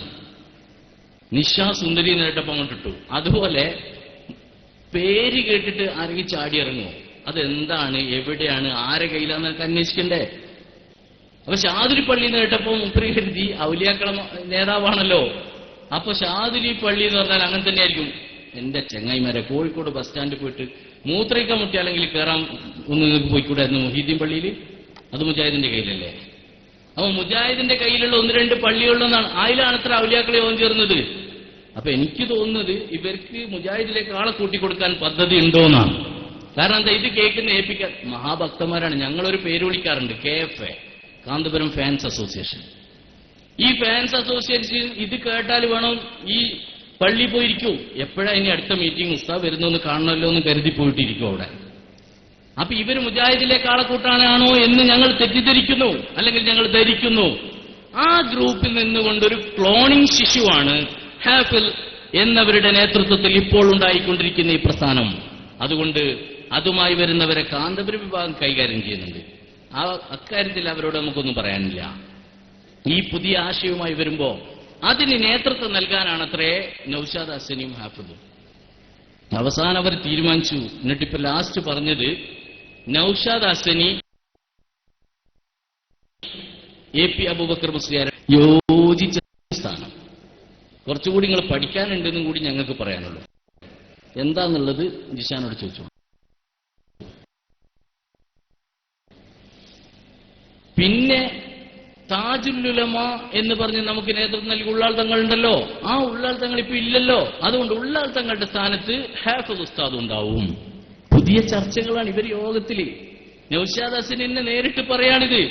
പൂതി മനസ്സിൽ വെച്ച് ഇതിനോട് ചങ്ങായിമാരെ, കേരളത്തിലെ ആരാ നിങ്ങൾ സ്വീകരിക്കാൻ പോകുന്നത്? കാന്തപുരം വിഭാഗം പേരോടും പൊന്മണിയും ജീവിച്ചിരിക്കുന്ന കാലത്തോളം നിങ്ങൾക്ക് അങ്ങനത്തെ ഒരു സ്ഥാനം ഉണ്ടാവില്ലായിരിക്കും. അവരെ വെടിവെച്ച് കൊന്നോളി നിങ്ങൾ പോയിട്ട്. എന്നാലെങ്ങാനും ചിലപ്പോ നിങ്ങൾക്ക് ജയിലിലെങ്കിലും ഇരിക്കുക സ്വസ്ഥായിട്ട്. അല്ലാതൊരു സ്ഥാനം ഞാൻ കാണുന്നില്ല. പിന്നെ സംസ്ഥന്റെ പക്ഷത്ത് വന്നിട്ട് ഏതായാലും നിങ്ങൾക്ക് ഒരു വഴി തുറക്കാൻ ഇവിടെ ഇല്ല. ഞാനിതെന്തിനാ പറയുന്നത് ചോദിച്ചാൽ, ചിലർ കലക്ക് വെള്ളത്തിൽ മീൻ പിടിക്കാനുള്ള ശ്രമങ്ങൾ ആരംഭിക്കുന്നുവെന്ന് കാന്തപുരം ഗ്രൂപ്പിന്റെ കൂടെ നിന്നല്ലേ. അതൊക്കെ തിരിയാൻ ഞങ്ങൾക്കൊക്കെ ഒരു മാപിരി ഞങ്ങൾക്ക് പണ്ടേ തന്നിട്ടുണ്ട്, അളന്ന് നോക്കാനുള്ളത്. അത് അളന്ന് ബോധ്യപ്പെട്ടതുകൊണ്ടാണ് പറഞ്ഞത്. അതുകൊണ്ട് പ്രിയപ്പെട്ട AP വിഭാഗത്തിന്റെ പ്രവർത്തകരോട് ഞങ്ങൾക്ക് കുറേ പറയാനുണ്ട്. പക്ഷേ ഇവിടെ ജിഷാൻ മായിയുടെ സമയമായതുകൊണ്ട് ഞാൻ കൂടുതലൊന്നും പറയുന്നില്ല. എനിക്ക് പിന്നൊന്ന് പറയാനുള്ളത്, ഞങ്ങളെക്കുറിച്ച് പലരും ചോദിക്കാറുണ്ട്, നിങ്ങൾ സുന്നിയാണോ മുജാഹിദാണോ എന്നൊക്കെ AP വിഭാഗത്തിന്റെ ആളുകൾ പലപ്പോഴും ഇതിലേക്ക് വന്ന ഞങ്ങളെക്കുറിച്ച് ചോദിക്കാറുണ്ട്. സമസ്തയുടെ പ്രവർത്തകരെ കുറിച്ച് അവർക്ക് ഒരു തെറ്റിദ്ധാരണയില്ലട്ടോ. അവർ പറയാവുന്നത് ശംസുൽ ഉലമ മഹാനാണെന്നല്ലേ. അപ്പൊ പിന്നെ ഈ സംഘടന എന്തായാലും മോശമാവില്ല, മൂപ്പര് മോശമാവുള്ളൂ. ശംസുൽ ഉലമയ്ക്കെതിരെ വന്നവർ എന്ന നിലയിൽ അവർ മോശമാവും. ഞങ്ങളോട് ചോദിക്കാറുണ്ട്. ഞങ്ങൾക്ക് പറയാനുള്ളത് ഞങ്ങൾ കറകളഞ്ഞ സുന്നികളാണ്. മനസ്സിലായില്ലല്ലോ? AP എന്ന കറകളഞ്ഞ സുന്നികളാണ് ഞങ്ങൾ. AP എന്ന കറ കളഞ്ഞാൽ പിന്നെ നല്ലൊരു സുന്നിയായില്ലേ സംസ്ഥയിലേക്ക് വന്നാൽ പിന്നെ. അതുകൊണ്ട് ഞങ്ങൾ ആരാണെന്ന് ഞാൻ വിശദീകരിച്ചു കഴിഞ്ഞു, ചുരുങ്ങിയ വാക്കിൽ നിങ്ങൾക്ക് പറഞ്ഞു. അതുകൊണ്ട് എന്റെ പ്രിയപ്പെട്ട സുഹൃത്തുക്കളോട് എനിക്ക് സൂചിപ്പിക്കാനുള്ളത്, കാന്തപുരം AP അബൂബക്കർ മുസ്ലിയാരുടെ അവരുടെ പ്രവർത്തനങ്ങളുമായി ബന്ധപ്പെട്ട് ഇവരുടെ ആളുകൾ പറഞ്ഞു പരത്തുന്ന പച്ചക്കള്ളങ്ങൾ നാം ഒരുപാട് കണ്ടതാണ്. പകരഹസനിയെ നിങ്ങൾക്കറിയാം, ഞാനതൊന്നും വിശദീകരിക്കുന്നില്ല. പകരഹസനി പറഞ്ഞ ഒരു ക്ലിപ്പും 2 ക്ലിപ്പുകൾ മാത്രം ഇവിടെ കാണിച്ച് ഞാൻ ഇവിടുന്ന് വിടവാങ്ങും. ഞാൻ എപ്പോഴും പറയുന്നത്, നിങ്ങൾ കേട്ട് പരിചയമുള്ളൊരു സംഭവമുണ്ട്. ഞാൻ അത് പറയുമ്പോൾ തന്നെ നിങ്ങൾ ഇങ്ങോട്ട് പറഞ്ഞില്ല, അതുകൊണ്ട് ഞാൻ അങ്ങോട്ട് പറയുന്നില്ല. ഗുലാം അബ്ദുൽ ഖാദർ ജീലാനി എന്ന് പറഞ്ഞാൽ തന്നെ നിങ്ങൾ ഇങ്ങോട്ട് എണ്ണുമതി. 70 വയസ്സുണ്ടായിരുന്ന, ഇപ്പൊ 71 ആയല്ലോ, കൊല്ലം കഴിയുന്നുണ്ടല്ലോ, 71 വയസ്സുള്ള ജാലിയവാലക്ക് 40 കൊല്ലം മുമ്പ് 27 വയസ്സുള്ള ഗുലാം അബ്ദുൽ ഖാദർ മുടി കൊടുത്തു നമ്മൾ പറയാറുണ്ട്. അങ്ങനെ ഒരു സംഭവം ഉണ്ടായിരുന്നു. ഇപ്പോഴതാ പകരം മാറ്റി, പകരം കുറച്ചുകൂടി ഉഷാറാക്കി. കൊടുത്ത ആള് ഈ വാപ്പയാണ് കൊടുത്തത് എന്നൊക്കെ നമ്മൾ പ്രചരിപ്പിക്കാൻ തുടങ്ങിയപ്പോ പകരം പ്രസംഗം മാറ്റി. പകരം എന്താ പറയുന്നത്, ബഹുമാനപ്പെട്ട ശൈഖുന കാന്തപുരം ഉസ്താദിന് മുടി കൊടുത്തത് ആരാന്നൊക്കെ ചോദിച്ചു മൂപ്പർ ഇങ്ങനെ എലാസ്റ്റിക് ആയിട്ട് വലിച്ചു നീട്ടിയൊരു വയലും പറഞ്ഞു. മൂപ്പർ പറയാണ്, ജാലിയവാലയുടെ പ്രിയ പിതാവ് ഗുലാം അബ്ദുൽ ഖാദർ ജീലാനി. പടച്ചവനെ, ലോക ചരിത്രത്തിൽ ഒരൊറ്റ കുട്ടിയെ ഇങ്ങനെ ജനിച്ചിട്ടുണ്ടാവുള്ളൂ. 27 വയസ്സുള്ള പിതാവിന് 71 വയസ്സുള്ള പുത്രൻ. ലോക ചരിത്രത്തിൽ ബോംബെയിൽ മാത്രമേ ജനിച്ചിട്ടുണ്ടാവൂ. അത് സൂക്ഷിക്കുന്നത്, അയാളെ ഇന്നും ബഹുമാനിച്ച് ആദരിക്കുന്നത് കാന്തപുരം വിഭാഗവും മാത്രമേ. നിങ്ങൾക്കറിയോ, ഇങ്ങനെ ചരിത്രത്തിൽ എവിടെ നിങ്ങൾ വായിച്ചിട്ടുണ്ടോ? 27 വയസ്സുള്ള പിതാവിന് 71 വയസ്സുള്ള പുത്രൻ ജനിക്കുക എന്ന് പറഞ്ഞാൽ എന്തൊരു രസമുള്ള സംഭവമാണ്. കേട്ടോളൂ, പറയട്ടെ പകരാസനി. ആദ്യമായി ലഭിച്ച ഷഹർ മുബാറക് മാർഹറ ഷരീഫിൽ ഇഖ്ബാൽ വലി മുഹമ്മദ് ജാലിയവാല എന്ന പേരുള്ള ഒരു സയ്യിദാണ് ഉസ്താദിന് കൊടുത്തത്. എത്രയോ ഇതൊക്കെ പറഞ്ഞതാണ്. 2 സാക്ഷികൾ വെച്ചാണ് കൊടുത്തത്. ആ സാക്ഷികളെ പേര് ഒത്തു ഇതിനുണ്ട്. ഉസ്താദ് എന്നോട് പറഞ്ഞിട്ടുണ്ട്. മുഹമ്മദ് ആസിഫ് ഖാദിരി എന്ന ഒരു പണ്ഡിതനാണ് ഒന്ന് മുഹമ്മദ് സഹിൽ ഖാദിരി എന്നൊരു മഹാൻ. ഈ 2 പേരെ സാക്ഷി നിർത്തിയാണ് ഉസ്താദിന് സനത് കൊടുത്തത്. മുഹമ്മദ് ജാലിയവാല എന്ന് പറഞ്ഞ കേട്ടില്ല നിങ്ങൾ കളവ് ഒന്നിന് മുമ്പ് വേറെ കഴിഞ്ഞിട്ട് ഞാൻ അവിടെ നിന്ന് ഇപ്പൊ 1 എണ്ണാണ്.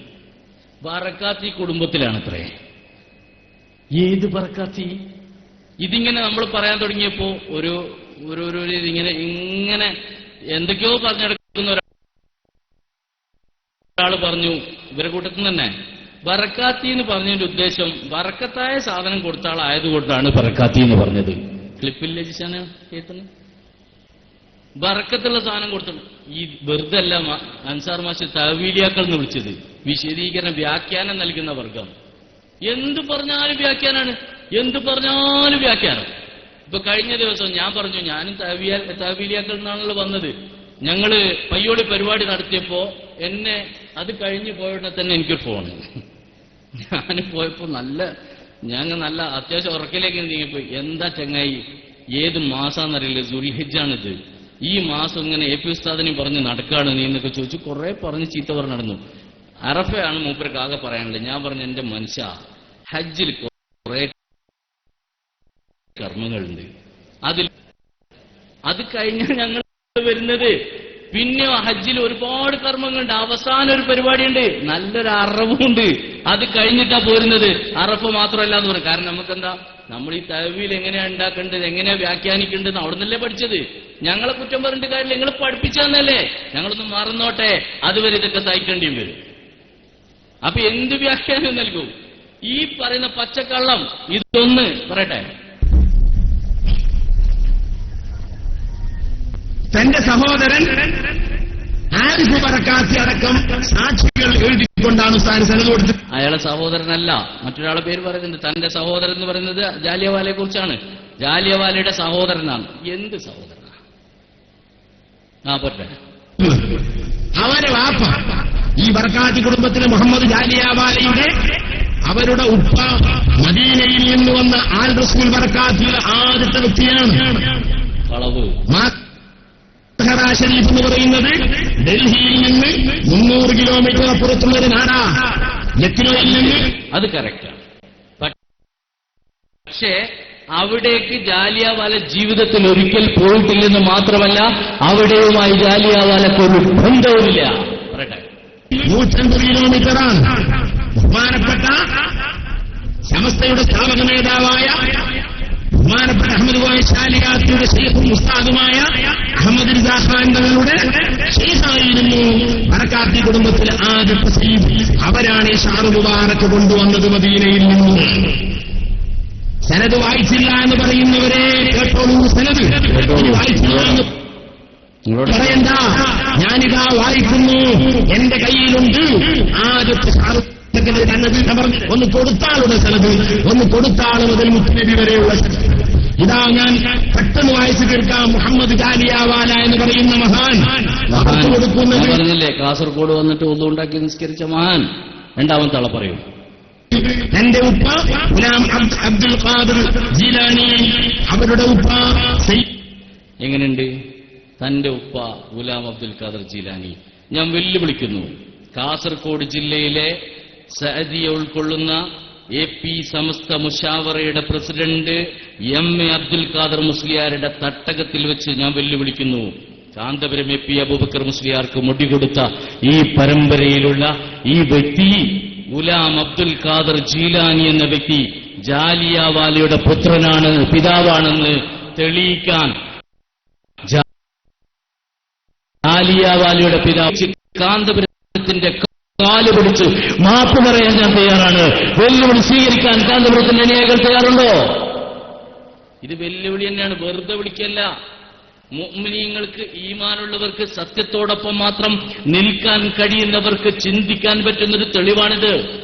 ഇതും നിങ്ങളുടെ കാതുകളിലേക്ക് എത്തുന്നില്ലെങ്കിൽ നിങ്ങളുടെ കാതുകളിൽ നിങ്ങളറിയാതെ കാന്തപുരം ഈയമൊരുക്കി ഒഴിച്ചിട്ടുണ്ടാവുമെന്ന് നിങ്ങൾ തെറ്റിദ്ധരിക്കേണ്ടിയിരിക്കുന്നു. പച്ചക്കള്ളല് ഇയാൾ പറഞ്ഞിരിക്കുന്നത്. ഇത് ഇയാൾ പറയുമ്പോൾ തൊട്ടു മുമ്പ് പറയുന്നുണ്ട്, ഉസ്താദ് എന്നോട് പറഞ്ഞു എന്ന് പറഞ്ഞ് കാന്തപുരത്തെ തന്നെ കാന്തപുരം തന്നെ പറഞ്ഞതായിട്ടാണ് പറയുന്നത്. ആ നിലയിലാണ് പ്രചരിപ്പിക്കുന്നത്. അതുകൊണ്ട് കാന്തപുരത്തിന്റെ അനുയായികളോട് ഞങ്ങൾക്ക് പറയാനുള്ളത്, ഈ പച്ചക്കള്ളങ്ങൾ ഇനി നിങ്ങളെ നേതാവ് കാന്തപുരം തന്നെ മർക്കസിൽ സൂക്ഷിക്കുന്നുണ്ട്. മുടികളെന്ന് പറഞ്ഞു. എത്ര മുടിയാ ജിഷാനെ പറഞ്ഞത്? മറുപടി 1 ആണോ 2 ആണോ 3 ആണോ എന്ന് ചോദിച്ചപ്പോ ജിഷാനോട് ചിലരൊക്കെ ബസ്സിന്റെ എണ്ണ തിരിച്ചു ചോദിച്ചത്. ഇവർക്ക് ബസ് പോലെയാണ് അത്രയും മുടി.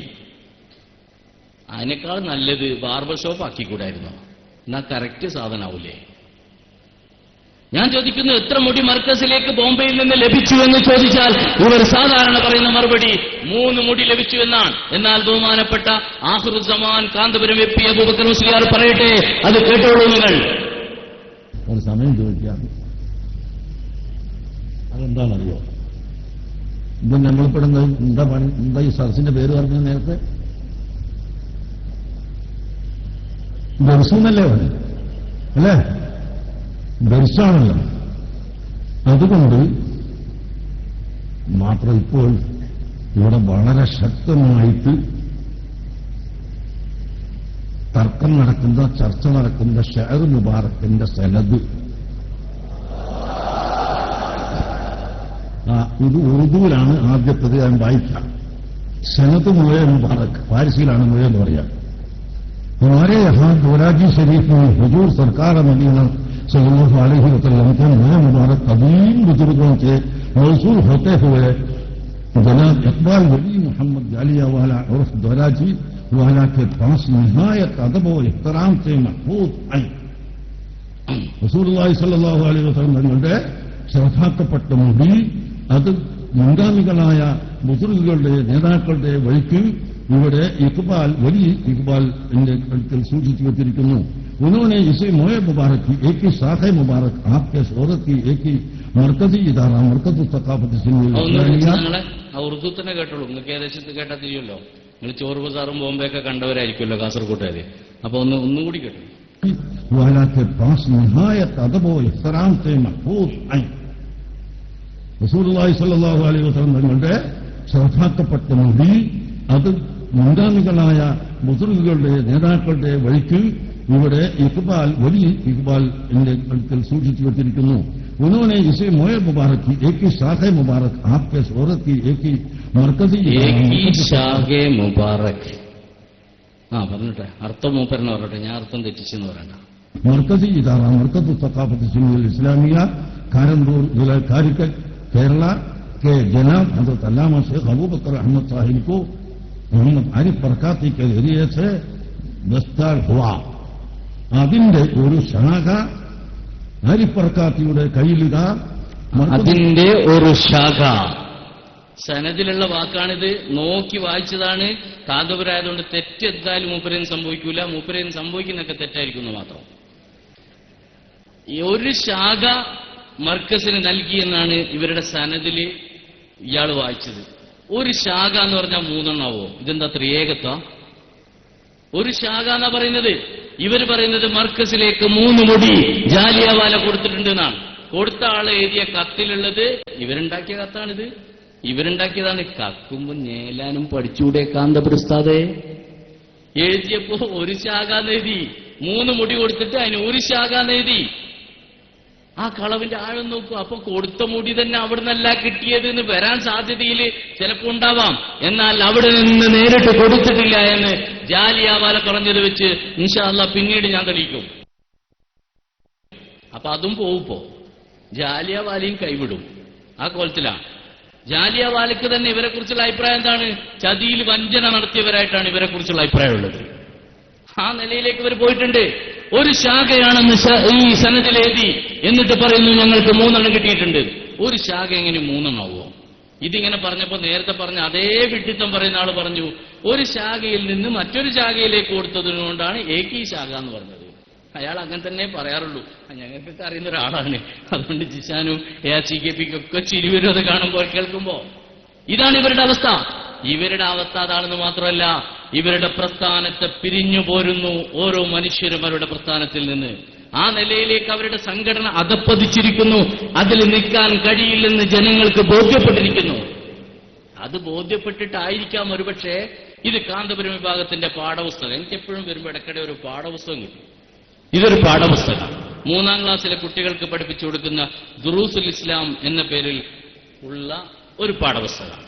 ആ പാഠപുസ്തകത്തിൽ പറയുന്നു അൽ അസ്ഹാബ് വൽ അസ്തിഖാ എന്ന പേരിലുള്ള ഒരു അധ്യായം. എന്നിട്ട് അതിൽ പറയുന്നു ഇതാരുണ്ടാക്കിയത്? ഞാൻ അഭിമാനത്തോടെ നിങ്ങളെ പരിചയപ്പെടുത്താൻ നേതാക്കളെ. കേരളത്തിലെ ഏറ്റവും വലിയ വിദ്യാഭ്യാസ വിചക്ഷണന്മാർ, നിരീക്ഷണ പാഠവുമുള്ള ശക്തരായ നേതാക്കളും പണ്ഡിതന്മാരും തയ്യാറാക്കിയെന്നാണ് ഇവരുടെ പാഠപുസ്തക സമിതിയെക്കുറിച്ച് ഇവർ പരിചയപ്പെടുത്താറുള്ളത്. ഈ പാഠപുസ്തക സമിതിയെ പരിചയപ്പെടുത്തിയിട്ട് ഇവർ പല സ്ഥലത്ത് എഴുതിയിട്ടുണ്ട്. അതുകൊണ്ട് ഇതൊരിക്കലും തെറ്റാൻ സാധ്യതയില്ല.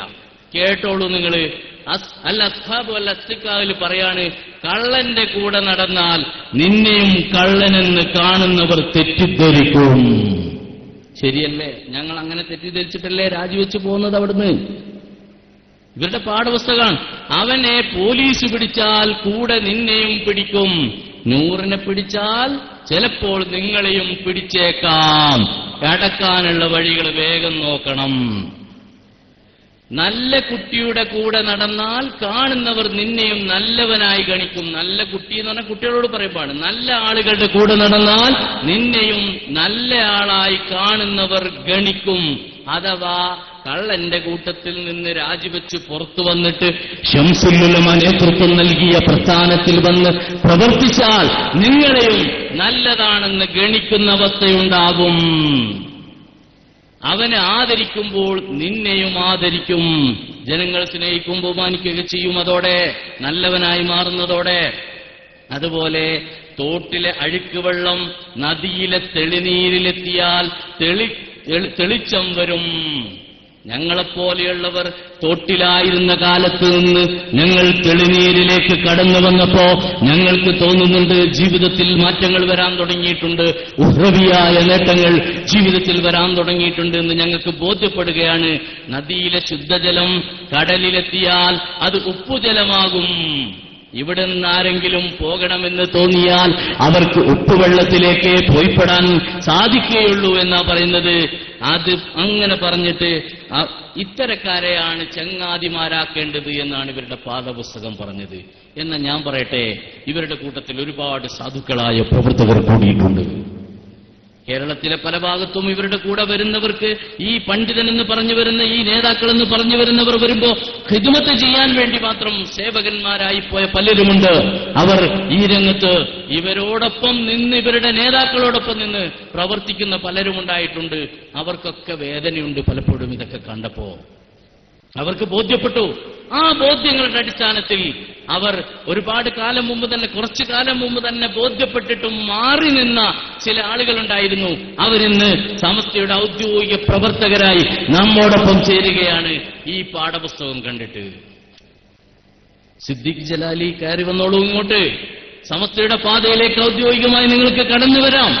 നിങ്ങൾക്ക് കടന്നു വന്നിട്ട് എന്നിട്ട് വന്നോളൂ. സമസ്തയുടെ പ്രവർത്തകനായി സജീവമായി ഇനിയും ഈ പ്രവർത്തന പാതയിലേക്ക് സജീവമായി കടന്നു വരാനും കാന്തപുരം വിഭാഗത്തിന്റെ പ്രവർത്തനങ്ങൾക്കെതിരെ ആദർശ മുന്നേറ്റത്തിന് അദ്ദേഹത്തിന്റെ അനുഭവങ്ങളുടെ പട്ടികകൾ എടുത്തു വച്ചിട്ട് കാന്തപുരം വിഭാഗത്തിന്റെ മുഖത്ത് നോക്കി പറഞ്ഞാൽ ഞാൻ ഉറച്ചു പറയുന്നു, ഇതുപോലെയുള്ള പണ്ഡിതന്മാരും പ്രവർത്തകരും കടന്നു വന്നാൽ ഇതിനു മുന്നിൽ പിടിച്ചു നിൽക്കാൻ കാന്തപുരത്തിന്റെ അനുയായികൾക്കെന്നല്ല കാന്തപുരത്തിന് പോലും കഴിയാതെ വരുന്ന അവസ്ഥ ഉണ്ടാവാൻ പോവുകയാണ്. ഇൻഷാ അല്ലാഹ് കാലം കാണിക്കാൻ പോകുന്ന അത്ഭുതങ്ങൾക്ക് കാത്തിരിക്കുക. ഈ മഴയൊന്ന് അല്പമൊന്ന് മാറട്ടെ. കോഴിക്കോടും മലപ്പുറത്തും വെച്ച് 75ഓളം പേർ, ഇത് ഭംഗിവാക്കല്ല, 75ഓളം പേർ നിങ്ങൾക്കെതിരെ നിങ്ങളുടെ സംഘടനയിൽ നിന്ന് എന്റെയും ജിഷാന്റെയും സുഹൃത്തുക്കളായ 75 പേർ ഒന്നിച്ചു മാറാൻ പോകുന്നു. കാലം കാത്തിരിക്കുന്നു. ദിവസങ്ങൾ മാത്രം ബാക്കി നിൽക്കുകയാണ്. അവരുടെ വീഡിയോ ഇന്റർവ്യൂ ഒക്കെ കഴിഞ്ഞില്ല സാറേ? കഴിഞ്ഞു. ഇൻഷാ അല്ലാഹ് അവർ രംഗത്ത് വരാൻ പോവുകയാണ്. ഞാനിതാ പറയുന്നു, ഒരു മലവെള്ളപ്പാച്ചില പോലെ അദാഹിക്കുന്ന, സത്യത്തെ ദാഹിക്കുന്നവർ ഒലിച്ചു വരികയാണ്. മലവെള്ളപ്പാച്ചില പോലെ കുതിച്ചു വരികയാണ്. ഈ കുതിച്ചു വരുന്ന ശക്തിയെ തടുത്തു നിർത്തിയിട്ട് നിങ്ങളുടെ പ്രസ്ഥാനത്തിനുള്ളിൽ നിർത്താൻ നിങ്ങൾക്ക് കഴിയില്ലെന്ന് ശംസുൽ ഉലമയുടെ പ്രസ്ഥാനത്തിൽ, വരക്കൽ തങ്ങളുടെ പ്രസ്ഥാനത്തിന് പറയാനുള്ളൂ. അതുകൊണ്ട് കാന്തപുരത്തിന്റെ പ്രിയപ്പെട്ട അനുയായികളോടും നേതാക്കളോടും ഒന്നേ പറയാനുള്ളൂ, നിങ്ങൾ കാണിക്കുന്ന കോപ്രായങ്ങൾ കൊണ്ടോ ഭീഷണികൾ കൊണ്ടോ ഞങ്ങൾ ഈ പ്രസ്ഥാനത്തിൽ പ്രവർത്തിക്കുന്നതിനെ തടുത്തു നിർത്താൻ നിങ്ങൾക്ക് സാധിക്കില്ല. ഞങ്ങൾ ഉറച്ചു വിശ്വസിക്കുന്നു, ജനിച്ചാൽ ഒരു ദിനം മരിക്കണമെന്ന് വിശ്വസിക്കുന്നവരാണ് ഞങ്ങൾ. ആ മരണത്തെ ഞങ്ങൾ ഭയപ്പെടുന്നില്ല. ഞങ്ങൾ ആ മരണം നന്നായി തീരണമെന്ന് മാത്രമേ കൊതിക്കുന്നുള്ളൂ. ആ കൊതി മാത്രമേ ഞങ്ങൾക്കുള്ളൂ. നിങ്ങളുടെ ഭീഷണികൾ, ജിഷാൻ മാഹി ഇന്ന് നേരിടുന്ന ഭീഷണികൾ, ഞാൻ ഒരുപാട് കാലം നേരിട്ടതും ഇപ്പോഴും നേരിട്ടുകൊണ്ടിരിക്കുന്ന ഭീഷണികൾ, ഈ ഭീഷണികളൊന്നും നിങ്ങൾക്ക് ഞങ്ങളെ തകർക്കാൻ കഴിയുന്നതല്ലെന്നേ ഞങ്ങൾക്ക് ബോധ്യപ്പെടുത്താനുള്ളൂ. പിന്നെ ചിലര് ഭീഷണിയാണ്, ആക്രമിക്കുന്നൊക്കെ. ഏതായാലും ഞങ്ങളെ കൈയൊന്നും റിസർവ് ബാങ്കിൽ പണയം വെച്ചിട്ടല്ല നടക്കുന്നതെന്ന് ഓർത്താൽ നന്ന്. അത്രേ ഞങ്ങൾക്ക് പറയാനുള്ളൂ. ഞങ്ങളെ കൊണ്ടുപോയിട്ട് ഞങ്ങൾ പ്രസംഗിക്കാൻ പോയപ്പോ ഞാനും നമ്മുടെ കൂടത്തായ ഉസ്താദും പ്രസംഗിക്കാൻ നമ്മുടെ മംഗലാപുരത്തിനടുത്ത് പോയപ്പോ ഞങ്ങളെ കല്ലെറി, പെരുങ്കല്ലേറ്. ഞങ്ങൾക്ക് കയറിയിട്ടില്ല, അവിടുന്ന് കുറെ താഴെ എറിഞ്ഞു പോയി. തൊട്ട് മുമ്പ് അവിടെ ഒരു കുത്തുബിയത്ത് നടത്തിയിരുന്ന പേര് ഞങ്ങൾ പരിപാടി നടത്തുമ്പോൾ അപ്പൊ തന്നെ ഞാൻ പ്രസംഗം തുടങ്ങിയപ്പോൾ പറഞ്ഞിരുന്നു, കുത്തുബിയത്തിനൊരു പ്രത്യേകത ഉണ്ട്. ഒന്നുകിൽ മുഹിദ്ദീൻ ശീതങ്ങൾ ഹാജറാവും, അല്ലെങ്കിൽ ഷെയ്ത്താൻ അവിടുന്ന് ഇളകും. അപ്പൊ രണ്ടാമത് പറഞ്ഞത് അവിടെ അങ്ങോട്ട് ഇളകി, കല്ലുമായിട്ടാ. പിന്നെ കുത്തുബിയത്ത് എല്ലിയോൻ മടുക്കുത്ത് കുത്തി തെറിയും പിടിച്ച് കല്ലുമായിട്ടാണ് വരുന്നത്. അങ്ങനെ കല്ലെറിഞ്ഞ് പരിചയമുള്ളവർ ഒരു ദിവസം ഒരു വണ്ടി വരുമ്പോ അവർക്ക് തോന്നി പണ്ട് വന്ന നാസർ ഫൈസി രാമനിലേക്ക് തന്നെ ആയിരിക്കും എന്നുള്ള നിലയിൽ കൊടുത്തിട്ടുണ്ടാവും. വേറെ കിട്ടിയത് തങ്ങൾക്കാണ്, അതിന് ഞങ്ങളെ കുറ്റം പറഞ്ഞിട്ട് കാര്യമില്ലല്ലോ. അതേ ആ പരിപാടിയുടെ പരിസരത്തുള്ള സ്ഥലത്ത് വെച്ചാണ് ഉണ്ടായത്. ഞാൻ അപ്പൊ തന്നെ പോസ്റ്റ് ഇട്ടു. അതിനാരും കുറ്റം പറഞ്ഞിട്ട് കാര്യമില്ല. പഠിപ്പിച്ച ഉസ്താദ്മാരെ നേരെ പോയിട്ട് മോന്തൊക്കൊന്ന് കൊടുത്തോളി. അത്രേ ഞങ്ങൾക്ക് പറയാനുള്ളൂ. അതുകൊണ്ട് ഞാൻ എന്റെ പ്രസംഗം നിർത്തുകയാണ്. ജിഷാൻ മാഹിയാണ് നിങ്ങൾ പ്രതീക്ഷിക്കുന്നത്. നമ്മുടെ പയ്യോളി CD ഇവിടെ ഉണ്ട്. ഞാനിത് പറഞ്ഞ വളരെ ഉഷാറാവും, കാരണം ഞാൻ CD കച്ചവടക്കാരനാണല്ലോ. അതുകൊണ്ട് എല്ലാവരും ഈ CD നിർബന്ധമായും വാങ്ങുകയും ജിഷാൻ ഖുർആൻ സാക്ഷിയാക്കിക്കൊണ്ട് പേരോടിനെയും അതുപോലെയുള്ള AP വിഭാഗത്തെയും വെല്ലുവിളിക്കുന്ന CD-യാണ്. എല്ലാവരും വാങ്ങണം. ഇത് 80 രൂപയുടെ CD 40 രൂപക്കാണ് നമ്മുടെ മുഅല്ലിം സെന്ററാണ് വിതരണം ചെയ്യുന്നത്. എല്ലാവരും വാങ്ങിയിട്ട് AP വിഭാഗത്തിന്റെ പ്രവർത്തകർക്ക് ഫ്രീ ആയിട്ട് കൊണ്ടുകൊടുക്കണം എന്നുകൂടി നിർത്തിക്കൊണ്ട് ദുആ വസിയത്തോടെ നിർത്തട്ടെ. അസ്സലാമു അലൈക്കും വറഹ്മത്തുള്ളാഹി വബറകാതുഹു.